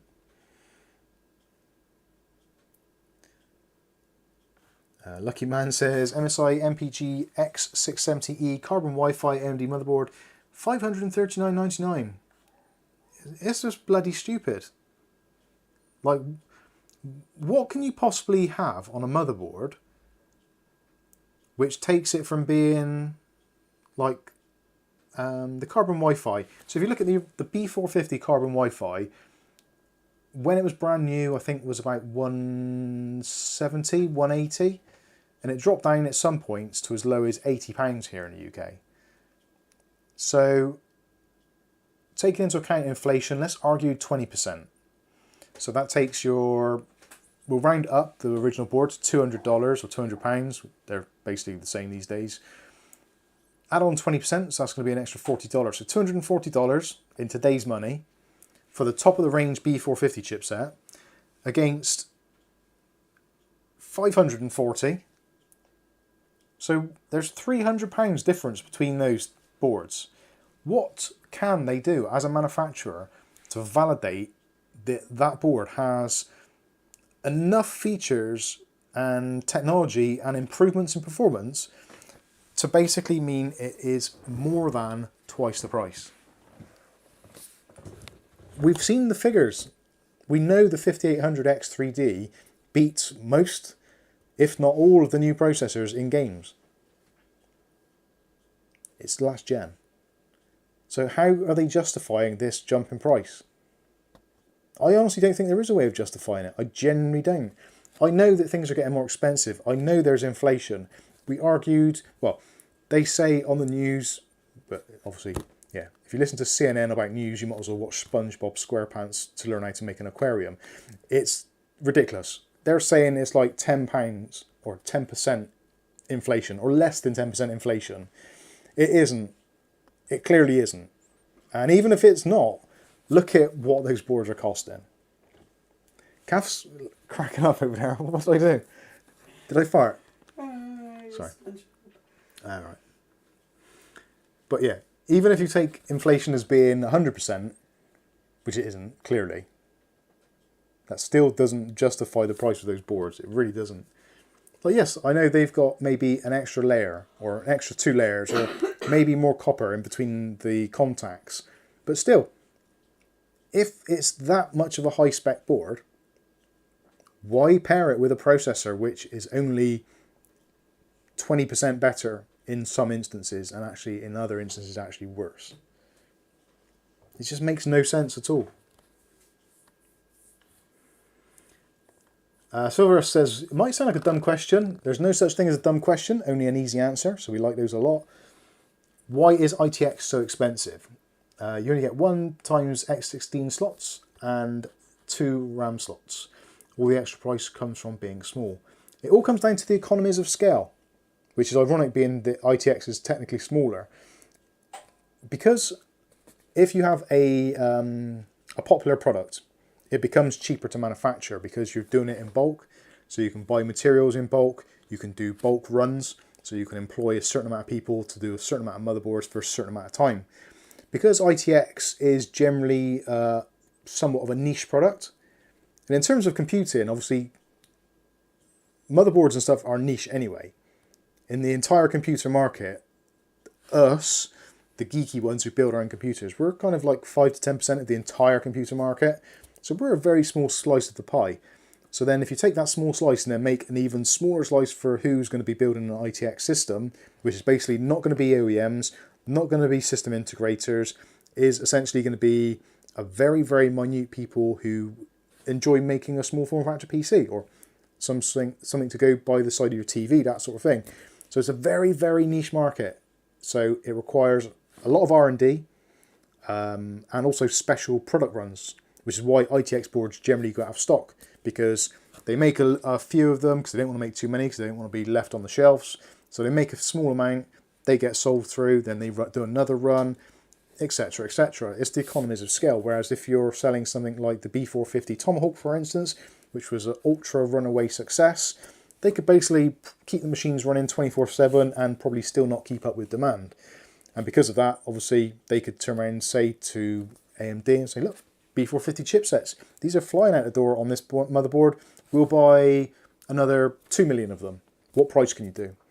But whereas with the ITX stuff, when they're building it all out, when they're getting their chips and bits and pieces, and obviously getting even things down to box art, that sort of stuff, getting the boxes made up, they're saying, well, we only need thousands or a couple of thousand, so like, what can you do?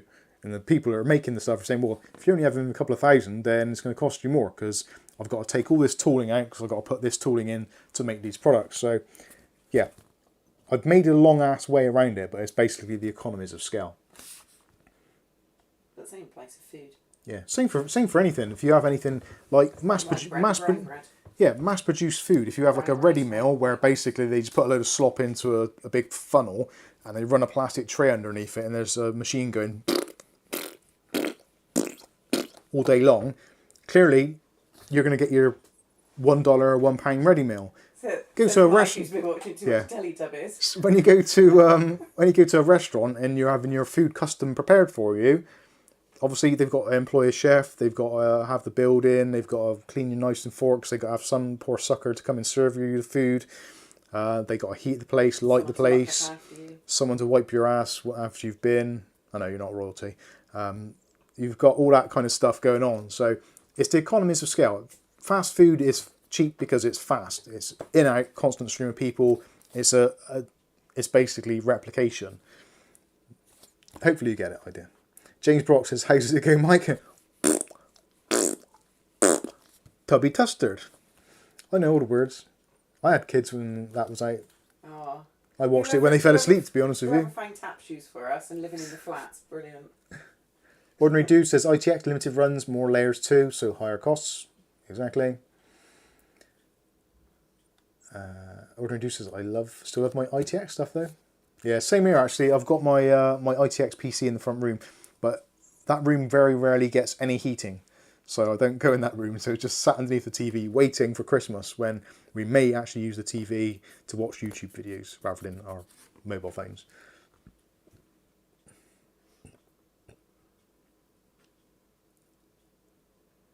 Blind Bard says, mate, fast food's not even good for you. Nope. You said it was.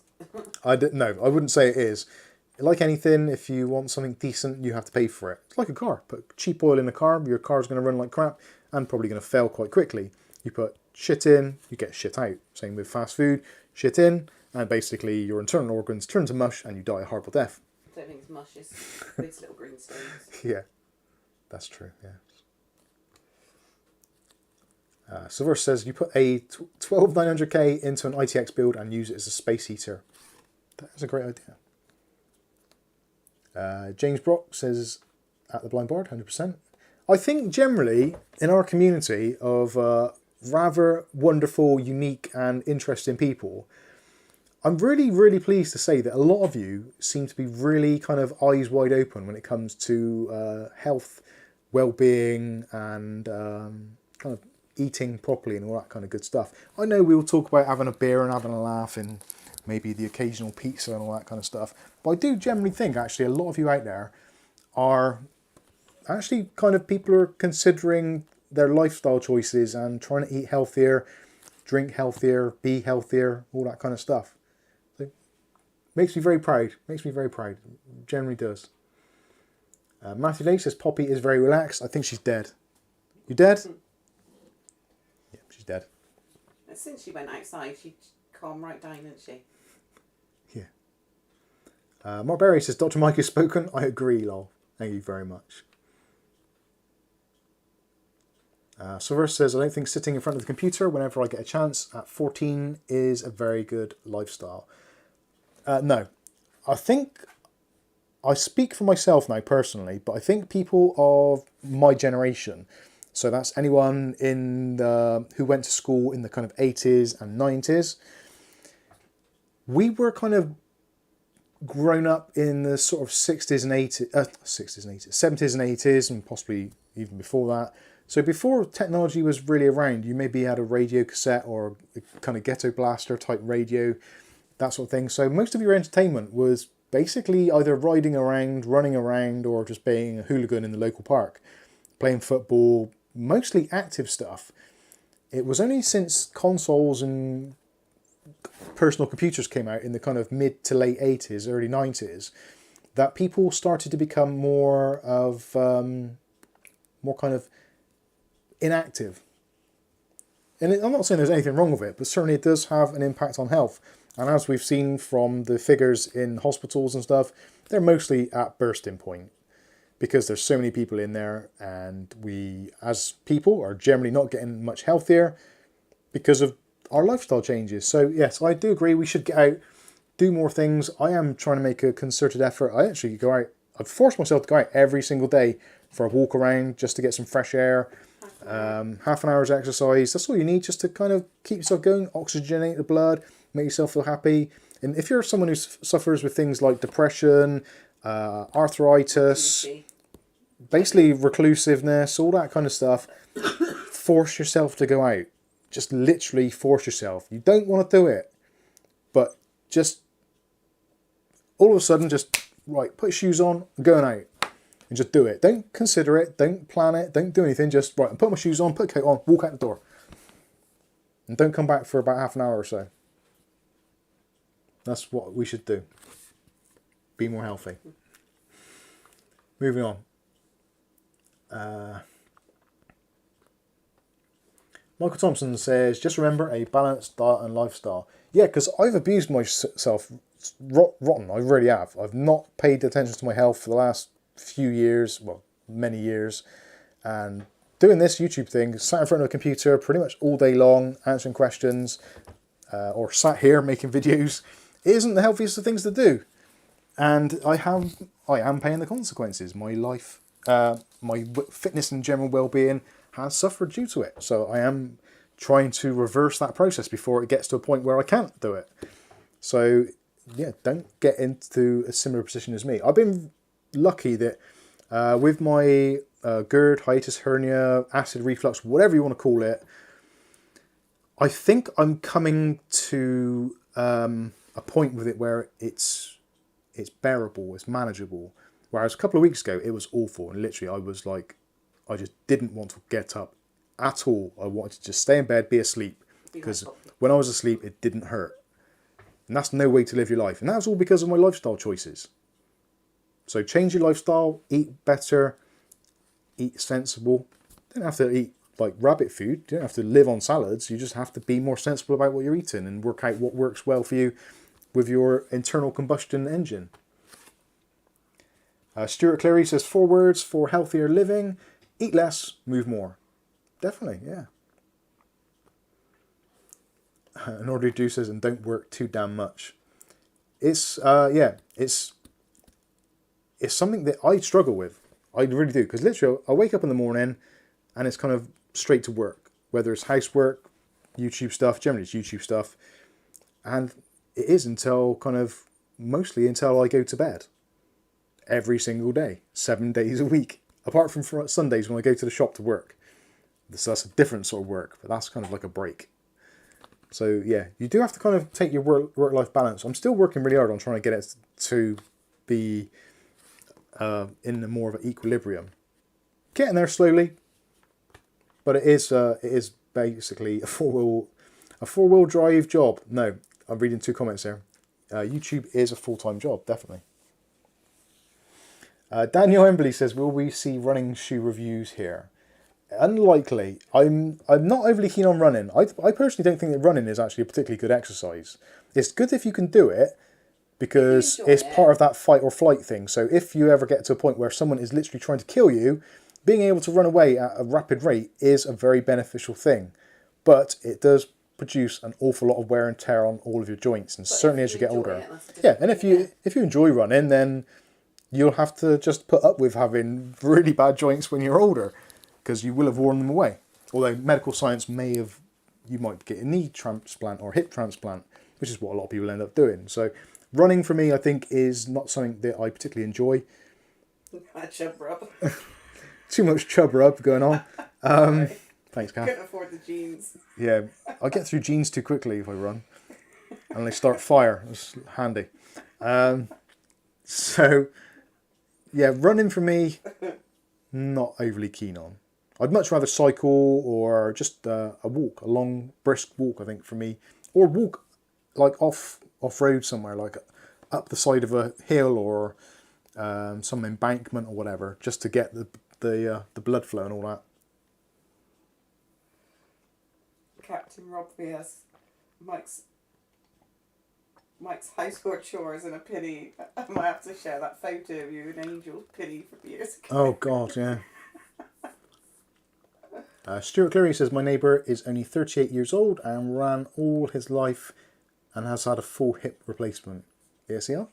I'm not overly keen on doctors or hospitals, to be fair. So if I can avoid visiting either, that for me is preferable. I'm prepared in my lifestyle to make concessions in order to not have to visit either of those. And I think that's how we should be. Most of us are, I probably was like it years ago, whereas you get really used to the kind of like, it's all right, I'll abuse my body so much because when I'm completely knackered, I'll just go to the doctors and they'll give me some pills for it. And that's a really, really, really bad way of thinking about it. But I think a lot of us do that, and I have done myself at points. I know I have. Captain Obvious says, running is so boring. Good walk and fresh air and a good view is all you need. Bless you. Says Captain Obvious with his lovely views. William Bodie says, I can send you a skipping rope. Oh, don't do that. I'll be juggling me tits all over the place. Can't be doing that. We eat hula hoops. I've got the hula hoop. The hula hoop's actually really good exercise. I haven't done that for a little while. I do need to do that. That is very important. I should do that. Freedom House 1984. How you doing? Good to see you here. Gaming can be good for your mental health as long as you don't overdo it. Yeah, I think it can be. It depends what games you're doing. Some games are just generally stressful and make you angry, which is not good for your heart rate, especially if you're sat down for a long period. Because the combined thing of fast heart rate and sitting down and not oxygenating the other organs which need the oxygenated blood, such as your fingers, toes, etc., is actually quite bad for you. So when you're sat down, you want to have a relatively sedate heart rate. So if you're gaming, stand up. It's better for you.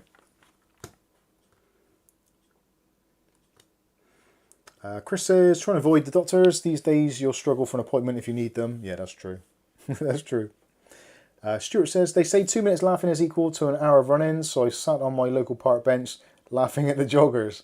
Now that is a good idea.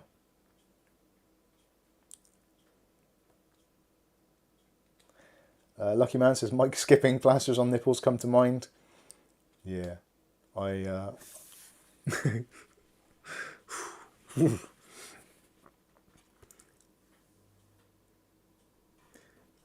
Captain Morris says, next time in a work meeting, I'll stand up to help my heart rate. It's probably worth doing. One exercise I do actually like, which is basically rubbish, but actually quite good, but I don't do it because it's expensive, is the treadmill. For me, the treadmill's excellent because I can exercise, I can do it at the speed which suits me. It doesn't take up a lot of room. I don't have to leave the house, and I can do it in my shorts, I can do it in my jeans, I can do it in a bloody suit if I want to. It doesn't matter because it's in my own home. And you're not getting any vitamin D, and you're not getting any fresh air. If I'm busy as well, I can actually take my mobile with me and answer YouTube questions whilst I'm actually exercising. That's awesome. Super chat there from Jetster Gaming, $4.99 of your Earth cents, and says, I just bought a ROG Strix XG27AQ monitor today, and the system setup is locked. I don't know how to unlock it. All the ports have no signal. Please help. The system setup is the button actually stuck in. There's, I think on the front, or is it just underneath, there's a button for the menu. Is that button actually stuck? If it is, you might need to just give it a little flick and that will make it come out. But I'm not too sure. I don't know how you factory reset one of those. George has got one upstairs, so I might have to have a look at his. Not something I can answer on the stream for you, unfortunately, Jetster, but if anyone else has got any ideas on how to do that, I don't know. XG27AQ monitor. Or join the Discord. System setup is locked. So what, are you stuck in the menu and it won't move anywhere at all? And all the ports have no signal. What, the USB ports or the... Yeah, I don't know. That don't sound right. Oops. I'm not sure if there even is a factory reset for that. I think the only way you can reset it is basically unplug it from the mains and leave it unplugged for a while and press the power button a few times to try and discharge the capacitors. That might be worth doing.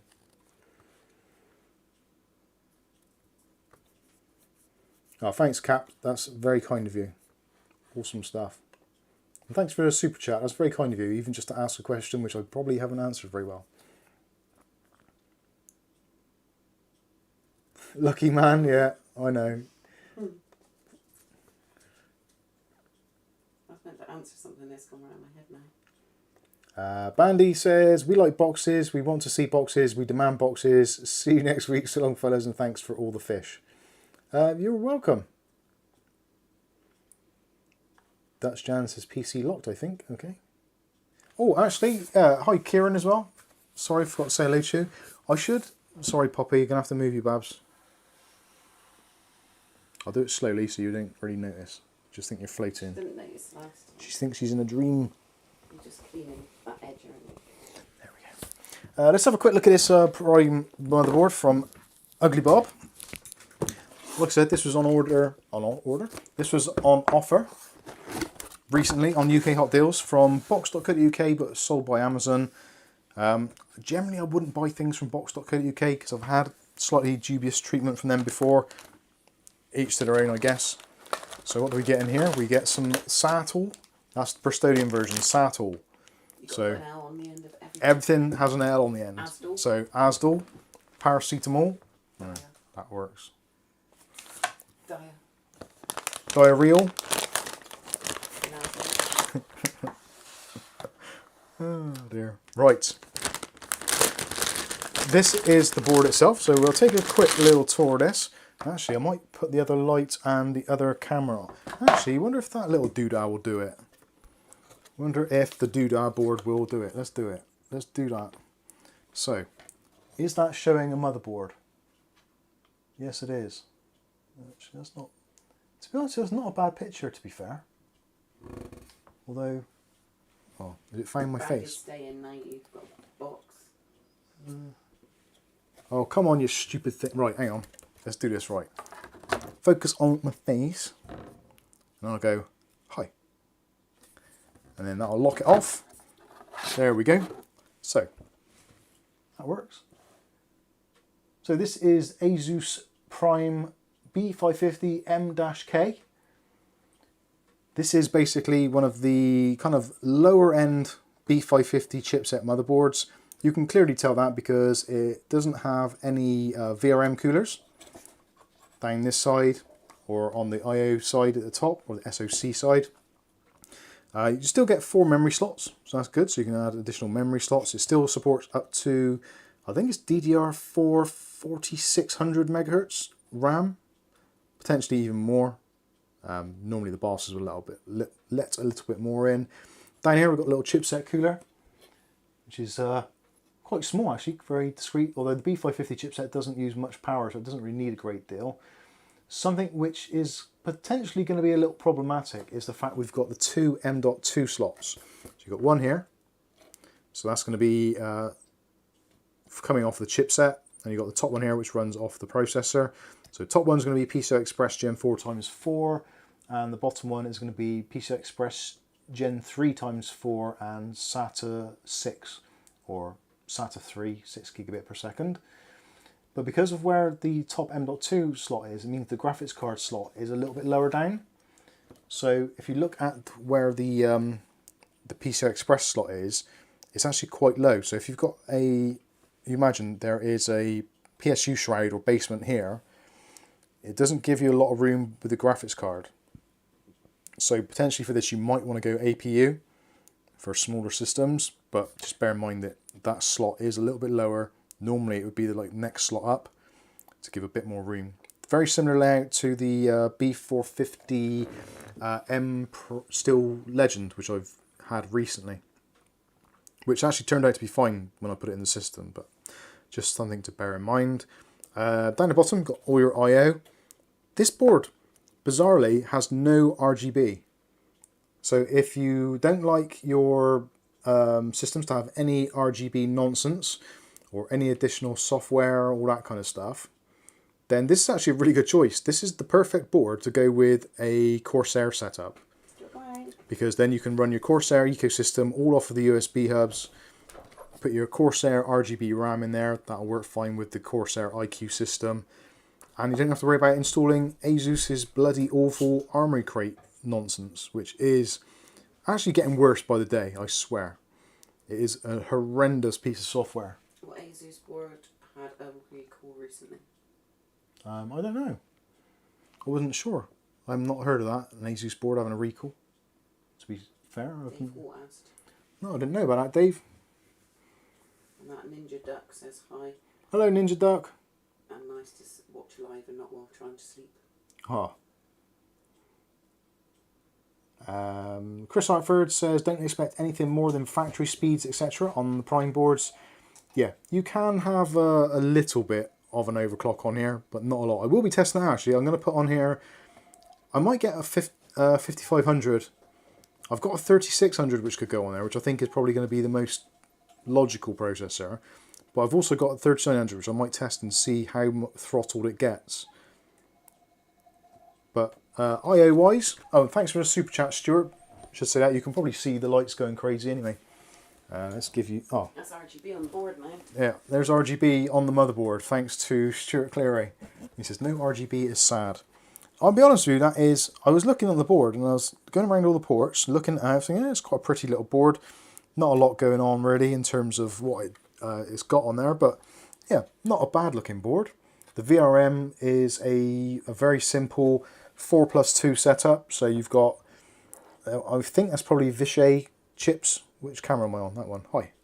I think it's got Vishay chips on the high and low side with what appears to be a...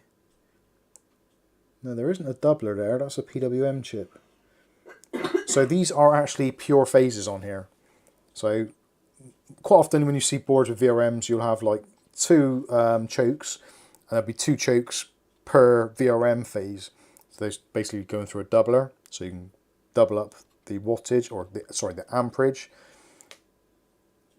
But these are actually, yeah, 1, 2, 3, 4, 5, 6. Yeah, so there's 6 phases and 6 chokes. So those are probably going to be... Quite on the right angle. Let's see. Oh, let me get my thing. Mind the light. I'm going to see if I can see what it says on them. I don't think they've got anything printed on them. No, I can't see anything on there. Yeah, with my eyes. It was the Z690 Hero motherboard.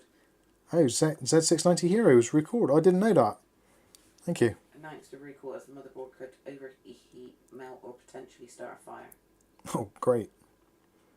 Just what we want. Motherboard fires. So yeah, a very, very basic board, to be honest with you.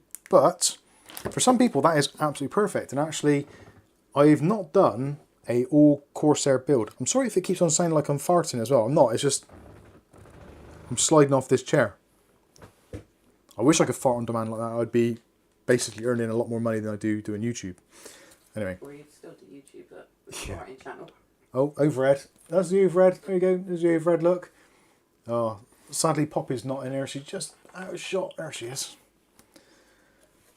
Yeah, so that is the board. You've got 4 SATA ports on there, so nothing outstanding there. You've got USB 3.2 Gen 1, I believe that's going to be. So 5 gigabits per second, USB 3 headers, so 4 RAM slots. Only 3 fan headers, so you've got one there, one down here somewhere there, and also there is one just there next to the BIOS battery. BIOS battery is an awesome place. If you ever need to reset the BIOS, that is super easy because you can just get your Mike's unboxing pen or screwdriver and flip that bad boy out and reset the battery. Reset the BIOS rather, taking the battery out. And that is actually in a really good place because it's miles away from the graphics card and all the stuff underneath. So that's pretty cool. Mr. E, is there drawbacks to having games on the M.2 that connects through the chipset, or do you want the system and games on the direct CPU M.2 drive? To be honest with you, any of the M.2 drives that you're using, which camera am I? Not there. Any M.2 drive is going to be beneficial over a hard disk drive. And most games work absolutely fine on hard drives, but they load faster, obviously, with SSDs. So I wouldn't be too concerned which they're on.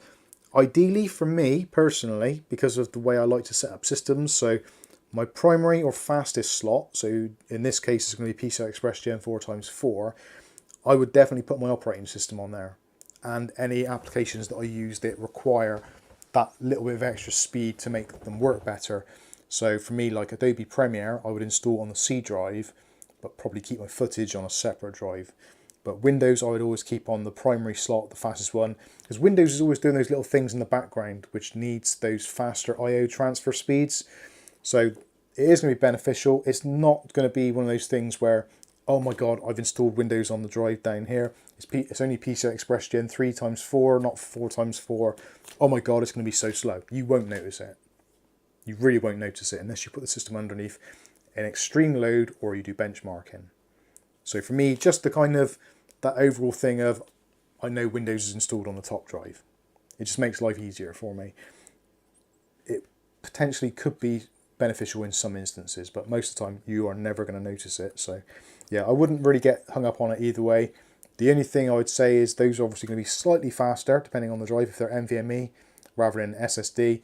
If you're running SSDs, then it makes no difference if you're on traditional SATA ports or you're on M.2s, because you've still got a bottleneck of somewhere in the region of about 500 megabytes per second read-writes, depending on the drive. More importantly, the best thing to look at is your actual drives themselves. Make sure that your drives have got a decent amount of cache on them. You actually, if you get an M.2 drive with 0 cache, you'll quite often find that an older SATA drive with cache, in a lot of instances, will be faster because of that caching. So yeah, I wouldn't get overly hung up on that, to be honest with you. Talking of hung up, let's take a look at the ports on the back. So you've got USB 3.2 Gen 1, 2 of those up there, combo keyboard mouse port as usual. Something you don't often see these days, actually VGA. So there's a VGA output, you've got DVI-D, or dual link DVI, and then you've also got HDMI. I'm guessing that's going to be HDMI 1.4. Next to that, you've got your USB super speed ports, so that's USB 3.2 Gen 2. Those are going to be coming straight off of the processor rather than from the chipset. Those two are going to be from the chipset, as are those two there, but that one is going to be from the actual processor.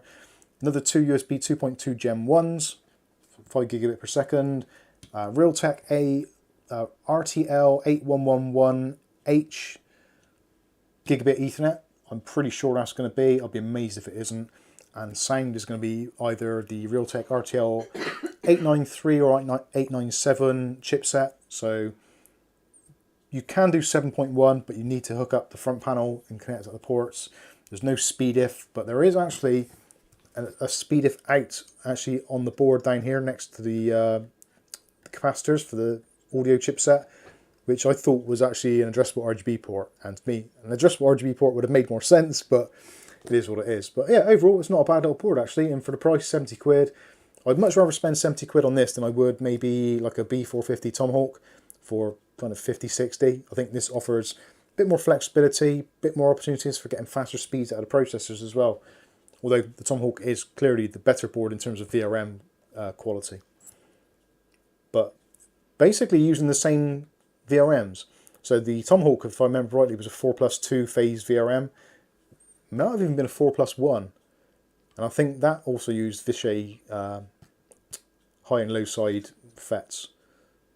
I need to check that actually, but yeah, I'm guessing this is going to be a similar sort of spec to the B450 Tomahawk in terms of real world use. Although the heatsink on the FETs probably is not going to help a great deal. How many? Dutch Jan. Dutch Jan. I can't see where it says Dutch Jan. Question, what do you think of the new USB names, Mike? To be honest with you, I've only just really got to grips with the current generation of USB 3.0, 3.1, 3.2, 3.21, 3.22, all those ones. So adding USB 4 into the mix, because I've not really had any Intel boards which have used either Thunderbolt or USB 4 already, it's kind of like I don't really need to know about it. And also the fact that I don't even think you can buy USB 4 drives at the moment? Is that a thing? I've not seen them advertised, but just because I haven't seen them advertised doesn't mean they don't exist. I don't really see the benefit of a USB 4 external USB drive, or even a thumb drive for that matter, because like most thumb drives max out at kind of 90 to 100 megabytes per second if you're lucky. So what's USB 4 going to offer? Like theoretical maximum output of about a gig per second, which you're never going to get in a million years. So yeah, I don't know, is the honest answer. I really don't. Actually, I'm going to have a quick scan and see what the deal is with USB 4 drives. Is USB 4 a thing? USB 4 drives. Shop for USB 4 hard drive. Thanks for that. What M.2 1TB do you recommend for about 80 quid? M.2 1TB for about 80 quid. I'd probably go with the Western Digital SN5 70s, which are, oh god, sticker. That one there. These are really good drives. Western Digital Blue, 1 TB. It's got 1 GB of cache on board also, I believe. I should check that actually. I'm pretty sure it has. Yeah, because I think it's the SN550 that doesn't. And also the green drives don't, because they're cacherless also. But yeah, burst speeds up to 3,500 megabytes per second. This one actually comes with a 1 month free of Adobe Creative Cloud. So you could, in theory, sign up to Adobe Creative Cloud, get the full suite, which is like 60 quid a month, use the license off of this, or the free month off of this, and basically get that month for free. So, could be quite good. I should do it really, but I actually reduced my Adobe Premiere account subscription to the very basic level. So, I can still get a free month, which I probably will do anyway, but I've just not got around to doing it yet. But the downside is you can only claim it on the PC this is physically installed on. So you have to install this on the PC, install Western Digital software, to then get a code to then activate the freebie. So you've got to go through some hoops, but in terms of the actual drive performance itself, Western Digital Blue, yeah, I've got no issues recommending those whatsoever. If you want something else like Silicon Power, I always get these drives wrong. I think it's the A70. That is the red sticker on it. The one with the red sticker on has got cached. The one with the blue sticker on, it uses HBM or host buffer memory to cache the drive. So the red sticker is better, the blue one is okay. I think it's A70 and A80 or A85. Their numbers confuse me, but yeah, those are pretty good. I would have no problems recommending that. So USB 4 drives don't seem to be a thing. What is USB 4? I should put in USB 4 drives. The first USB 4 products are here, and this was from March 2021. So they don't seem to be... Right. Thunderbolt 4 is a subset of USB 4. The easiest way to ensure USB 4 compatibility may be to buy an 11th gen core Intel processor, blah blah blah. USB 4 represents the closest merge of the two I/O technologies, USB and Thunderbolt. USB has been around since 1995, blah blah blah.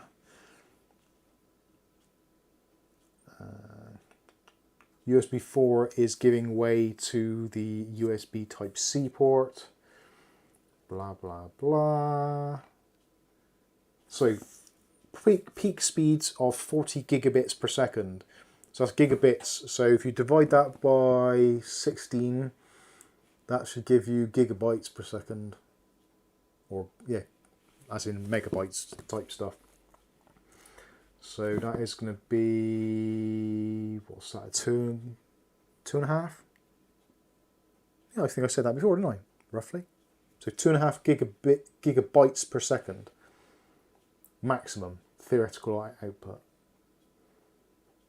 So yeah, that sounds like quite an improvement, but where are the drives? Oh, and there's two types of USB 4. There's a 20 gigabit per second and a 40 gigabit per second. Wow. With two new logos. Now that, I guess there's more to that as well now. So a USB 4 SSD, there is a portable 1TB SSD, which is $199. So that's basically double the price of a USB 3 one. I guess if you need it, it's handy, but I think for most normal people in the real world, it's yeah, it's gonna be one of those things where it's a little bit pointless. Dutch Jan put 2-lane operation, do that one and downwards. Right, okay. Yeah, Dutch Jan saying 2-lane operation using existing USB Type-C cables up to 40 gigabits per second, operation over 40 gigabit per second certified cables. Yeah, sounds pretty cool. As long as you can keep up with it and you've got systems which will do it, it's going to be that usual thing. So you're going to have components which support it both ways. You're going to have cables that support it, otherwise it's going to drop down to the next nearest speed. It's kind of like 2.5 gigabit Ethernet. It's basically, it's cool if you got it, but if you haven't, gigabit's fine.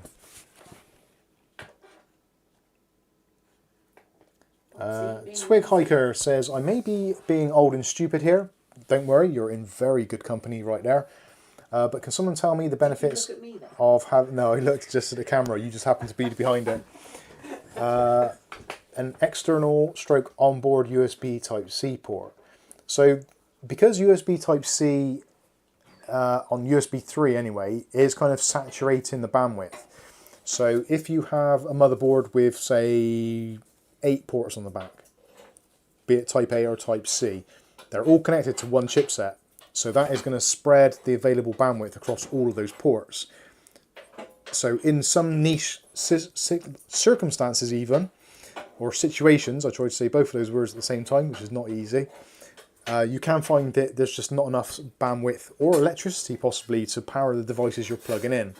So having a separate either internal PCI Express card or something with a USB adapter on can alleviate that strain on the system. So for me, because I use these USB capture cards, and in fact this OBSBot 4K camera is currently running on my extension USB card, which is plugged into the bottom. It's also connected to my Stream Deck as well. Stream Deck, USB 2, very low power device, effectively kind of like a keyboard, so that's fine. Whereas the 4K camera, obviously a little bit more of a drain on the system in terms of bandwidth and also power. So having those two on one card is great. Then I can have my Lumix camera, which is plumbed into an Elgato card, plugged into the USB from the motherboard. And then I've got my other Elgato Camlink Live or Camlink 4K on the overhead camera, plugged into the processor's USB.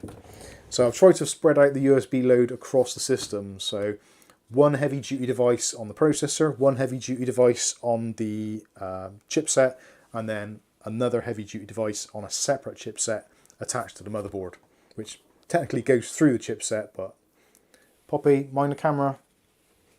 Don't you knock that off there, otherwise you will be dinner. Hopefully that explains the methodology. It's not always necessary. You can have a bunch of USB stuff all on the same ports and headers if you want to. It just depends what the draw is. Away from the camera.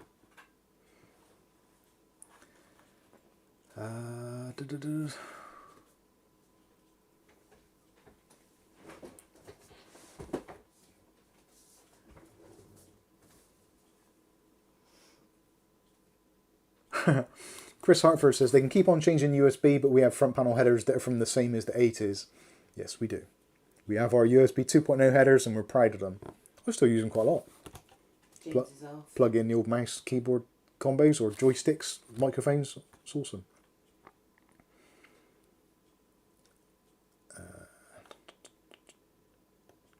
Oh yeah, that's the point. Yeah, Chris says you can get a free version of Acronis if you have Western Digital stroke ScanDisk save rent drive installed. Cool. James Brock's off. James, cheers, James.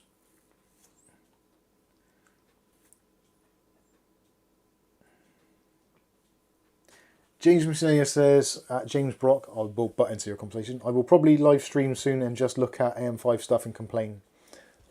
Sounds good. You should definitely do that.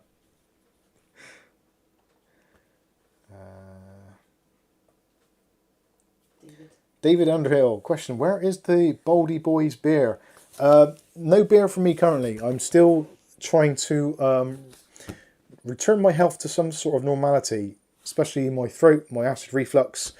Alcohol was definitely one of those trigger things. So as much as times like this, chilling out would be really nice to have a beer. The moment of pleasure for the few hours of distinct hell is currently not worth it at the moment. But hopefully things are getting better and starting to improve a little bit health-wise. So yeah, hopefully towards Christmas I may be able to have the odd beverage or two, which would be nice. To have a beer with me pals.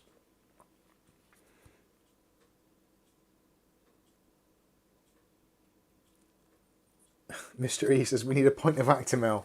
I've actually been drinking, well not drinking, consuming almost like a drink, lots of kefir, or kefir, however you pronounce it. It's very good. Lucky Man's coming with a super chat there.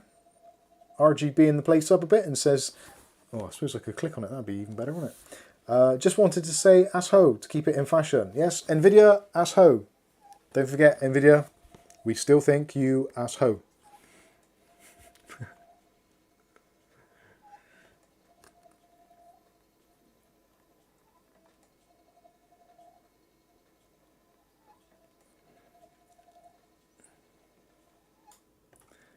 James Brock says if Mike shows up, he may actually remember to leave a like. I do. I quite often go over to James Miscellaneous.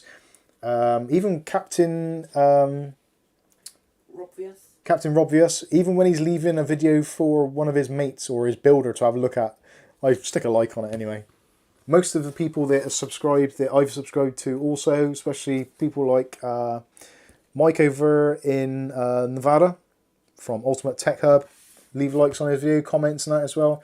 I think it's all part of the thing. Unboxing with Scott Wenger, always, Wenger, sorry. Yeah, leave a comment there. Although saying that, he's put an absolute shit ton of content the last couple of days and I can't keep up. So that is going to be a work in progress. Right, I think that is... Yep, I think that is where... William Bodie says, where is hashtag blame Dave? I don't know, I think Saturday nights are gaming nights with him, his missus and their friends, so I'm not entirely sure. James says... he's here. Oh, he is there! David coming. Aiken, yeah. You were being summoned then by William Bodie. He is there. I thought he was off gaming. His ears must have burnt. Yeah. Your ear's burning as much as my fire is burning currently. Aitken the Lady Slayer. James says, Mike watches my channel just because he secretly loves MSI stuff like me. I'm not making any secret about it. I genuinely do like MSI stuff. And if I could... Well, actually, I'm supposed to have had 2 MSI monitors for review, which both seem to have been stolen or misplaced, let's say. That's probably the safer way of saying it. Yeah, they've been misplaced, so they've not turned up, which I'm gutted about, because I do like the MSI stuff. And I'm still at a point of, do I put my MSI motherboard back into my main PC? Because I do miss the MSI ecosystem for fan control and RGB lighting. But I ideally want the GK71 keyboard, the GK71 Sonic, which I still can't convince MSI to send me one. At least not to keep anyway. So I might see if I can... If there's a bargain that comes up on a GK71, let me know in the Discord or in the comments, or drop me an email, whichever you want to do. That would be awesome. Bono Day. How many? Matthew Day. Matthew Day, got you. Finally found what I was looking for. You sound like Bono. Yeah. UASP mode or USB 3 boost. I've no idea. UASP, that is... oh God. I read that not long ago and I was like, oh, I never heard that before. What did it stand for? No, I can't remember. It's gone. David Ondale says MSI rules okay. Legends, definitely. Lucky Man says MSI are brilliant. I'm a fanboy. James Brock, Asus boys, Asus. Asus used to do some good stuff. I feel they've fallen from grace recently. Probably since B550 came out, I think.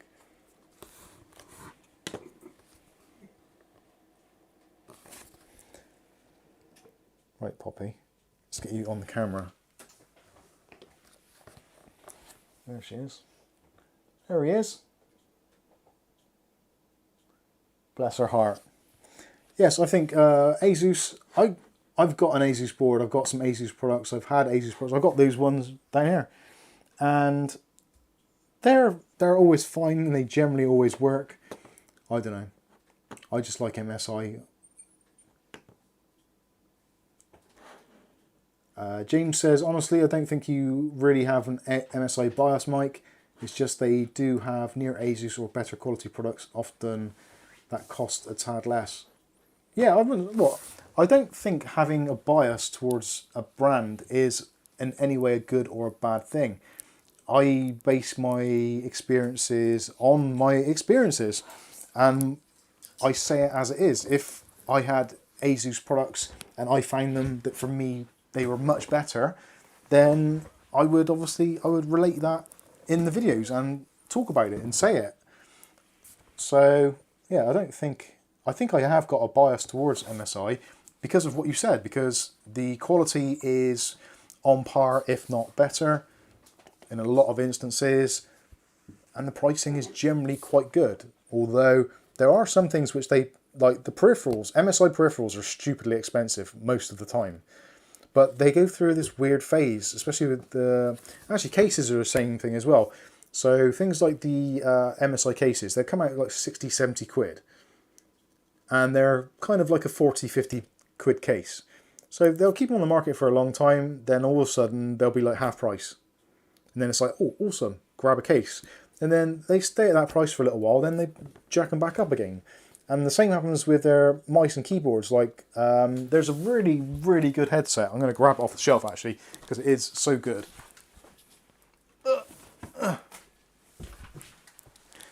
So this is their GH50. You've probably seen this before in the top of the shots there, which is, I used to have it attached to there all the time. I used to actually use the microphone on it to record the voiceovers on videos I did over there. So this is a really good headset. 7.1, it's got amp built into it, all that kind of stuff. It's actually got some weird haptic feedback speakers. So the speakers physically move in the shells when you're listening to explosions and stuff, so they move the headset. It's a really unusual feeling. And when this came out, I think it was in the region of about 60 to 70 quid, which is kind of a lot of money for what is effectively kind of like a gamery, gimmicky headset. But recently they were on sale at, I think it was Laptops Direct here in the UK, for 20 quid. And so for 20 quid, I was seriously considering buying a few sets of them, just to have some spares or to maybe do some giveaways or something. And if it wasn't for the fact that I've got literally at least 10 headsets up there, plus another 15 to 20 earbuds, then I probably would. Generally, these are the ones I quite often go back to. If I'm doing stuff which needs a microphone, especially on that PC, I will generally always get these out. If I'm listening to films, then generally I'll get the Sennheisers out, just because they're a little bit more open and arguably sound better. But yeah, that's a very typical thing. So really expensive when they come out, kind of not really worth it unless you're really into one of those features. But then to drop it to that price was awesome. It's like, wow, That's insane.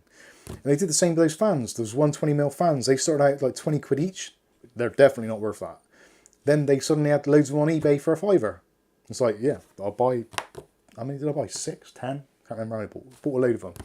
So that was definitely worth doing. And they do that all the time. The mice as well. Like this one here. This is the GK50, is it?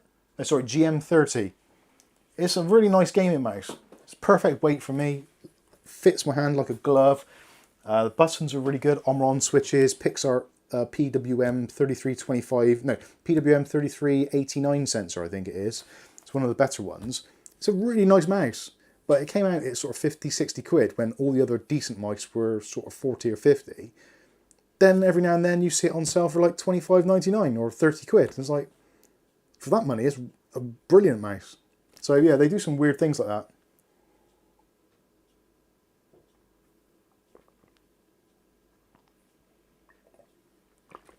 David Underhill says £20. They're £100 here in Australia. Yeah, that's what I mean. Like they were normally here £50, £60. In fact, actually, let's have a quick shufty on Amazon. I'll look at Camel Chameleon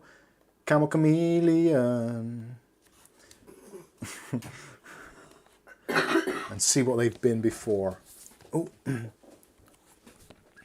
GH50 MSI. So GH50, yeah, at the moment on Amazon they're retailing for about £66. Very satanic. Well done MSI for your satanicisms. Let's have a look at previous selling prices. 33. Yeah, they'll put it half price 33. No, lowest they've been, actually the highest they've been is 80 quid on Amazon. The lowest they've been is 41. So yeah, that's not brilliant. For 80 quid, it's a bit much. Arguably, like I said, if you like the sound and all the things they do, the inline connector, it's just a really nice set of headphones. It really is. They sound really good. I used to listen to movies all the time on them. Yeah, but I think that's a very atypical thing that they do. Keep things quite expensive, then just have some weird price drops. It's very unusual. David Aikens says, best Asus thing I own is the Tough Gaming M3 mouse, which I bought a few for around 10 to 15 quid. It's a cracker. It's so comfortable. I would actually agree wholeheartedly. I was almost convinced to go into the entire Asus Tough ecosystem based on that mouse. I was going to change everything I owned computer-wise because of that mouse. So if that tells you anything, that should. Wild Bill says, what is a decent mic, Mike? Microphones are a really hard one to recommend because... What's it for? Yeah, it's what are you using it for? Use case scenario is the main thing with a microphone. There isn't, I would argue there isn't a universal decent mic that does everything well, because there's so many different types of things you can do. Like for this, what I'm doing, like talking head stuff, the Boya BY-M1 is brilliant. Plug it into a camera, no power needed, blah blah blah. It's fantastic. Is that the BY? This is the BY-M1S, the self-powered one. So it's really handy to do. But some people prefer a USB because they don't have a 3.5mm jack to plug it into, or they want something more dynamic so it doesn't pick up other noise. Depends where you're going to put it. If you put it on a desk, then you've got to take into account reverberation around the room, whereas a lav mic, because of where it is, it's situated. Like this room echoes like crazy. I can hear it now in my own head, although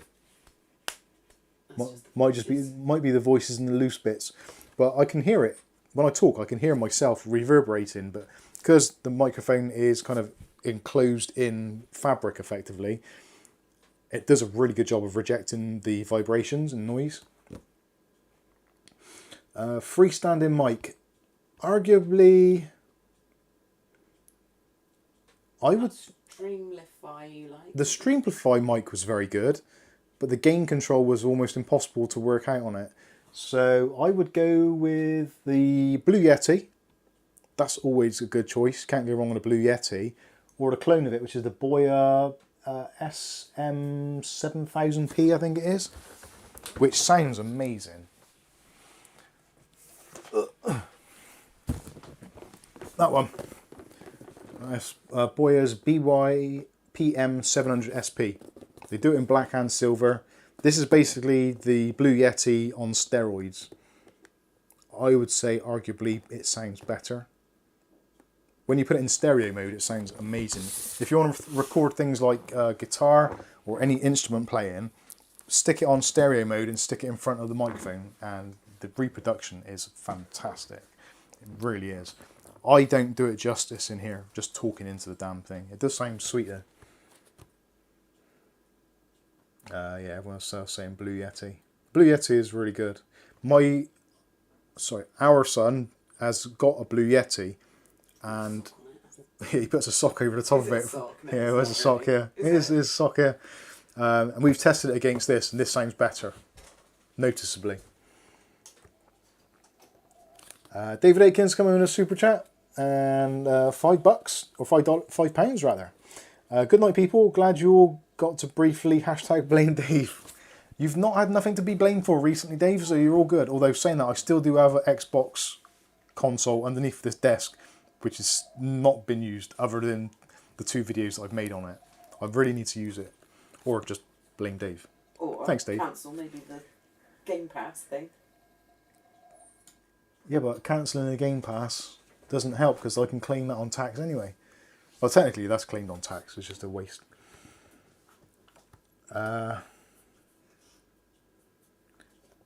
Lukiel, sorry, 666, very satanic. Nice one. My buddy got the Blue Yeti Snowball for streaming Dungeons and Dragons. Cool. The Blue Yeti is super popular. It really is. Stuart says, I use many Asus motherboards, never had a problem. I can't say that how many boards? I've not had a massive amount of Asus boards, but I've had 2 with problems. I had an Asus X370 Prime Plus. That was just some sort of power issue. I'm not sure what that was. First gen AMD board, so yeah, that was kind of like, okay, fair enough, I'll take that one. But the other one was I had the B450F Strix Gaming 2, which was their kind of top of the line B450 board. And for some reason, the onboard Wi-Fi and onboard LAN just stopped working. So the Bluetooth, the Wi-Fi and the LAN all stopped working at the same time. For no obvious reason other than some sort of chip failure, obviously somewhere along the line. And yeah, I was kind of, a lot of people were saying to me, Mike, try the B450F Strix Gaming 2, is great. It was #1 on Amazon for absolutely ages, like the best part of a year, maybe more. I think through the entire COVID thing, that motherboard was basically the top of the charts, almost all the way through. So it was that one, the Tomahawk, and I can't remember what the other board was. But there's 3 boards which were all top, and they were kind of, the B550 Tomahawk I think was in there as well. And they were, all 3 of them were like jostling for place, but generally the Asus board was #1 all the time, bestsellers list. And it's like, I don't really want to get it, but I'll try it. And also the fan software, the AI Suite 3, buggy as hell. Hated it.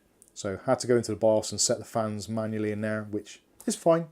But if you're someone who tweaks fans a lot, then there's a little bit of aggro to have to reboot your PC to go into the BIOS to change fan settings. Also, Armoury Crate, obviously, without a doubt, Armoury Crate is an absolute pile of shit. I can't even be, like, kind about it. It is horrendous.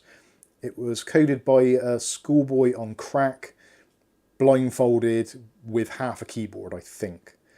It's just a horrendous piece of software. I think he cuts our bacon. Yeah, I think he did cut our bacon the other day, yeah. Blind man's bacon it was. It's ridiculous, yeah. Armoury Crate is an awful piece of software. Absolutely awful. If you don't use the software, or you don't want to use RGB, and you don't mind your fans being set in the BIOS, it's fine. But then if you're spending that sort of money on a premium product, from a premium company, you expect that kind of stuff just to work. Even if you don't want to use it, you expect it to work. Like, you wouldn't buy a car, which is like a premium car, like a BMW or something, or Mercedes or Tesla. Probably a bad choice there, but premium cars. You wouldn't buy a premium car expecting everything to just work and then find out that the sunroof doesn't work because it's not been programmed. So you're like, oh, okay, I'll just ignore it. I won't use it. That's just stupid. But you can buy any car for that. Yeah, that's probably not that's probably not the best thing. But it's like, you wouldn't buy a product expecting something to be inherently flawed. All products do have flaws, but that, for me, having both the fan speed software and the RGB software being both buggy, flawed, and basically unusable, is a bit too much. And there's not really a great deal of options. You can just install Signal RGB or something if you want to, and there's free fan software, but you kind of shouldn't. It's supposed to be a premium product. It's supposed to be a top tier. They should be doing it better. Matthew Day says the sunroof is DLC. Yeah. James Brock says crate sucks for sure, but don't need it. Yeah, you don't need it. But it's what I mean. It's like, if you're going to be a premium company, you've got to be doing things better than those below you. And in a weird way, Gigabyte, with their really awful Gigabyte RGB Fusion 2, which looks awful, generally actually works and kind of doesn't crash a great deal, and is so simple that it's a very small footprint, so you can get away with it. But arguably, Asus quality boards, they are very good. They do use good components. Cheers, David. Gotta go earn some money to buy the $900 AM5 motherboard and the $1,200 7900X CPU. Very good luck to you, sir. Very good luck to you. Right, yes, I did. I think I've overshot the marking and gone on, so I think we should wrap things up there. Thank you all so much for joining us on this Saturday evening. It's been absolutely boiling. It's still currently in the Mub studio, a rather significantly toasty 27 degrees Celsius. It's going to be so cold when I go upstairs. I'm going to have inverted nipples and penis. That's not good. Huh? Not inverted nips. Inverted nips. Oh dear, it's been a long day, clearly. Anyway, hopefully you've all had a reasonably enjoyable Saturday evening with us. Thank you all for stopping by and joining us. We do appreciate it, and thank you for all the super chats and your continued contributions to the show. It's I still am kind of dumbfounded how this channel has become what it has, but we're almost 80,000 strong, which is, again, somewhat unbelievable, but bizarrely it's happened. I don't know how. We have put a lot of hard work in, to be fair, and you guys have been awesome as well. So thank you all so much. If you've liked the content, smash the like button, as they say on all the best YouTube videos, so I think I'll say it as well. Don't forget, if you're not subscribed, you probably are already, but if you're not, hit the subscribe button and the chime notification, and you'll be notified of other substandard videos coming out in your direction in your daily feed.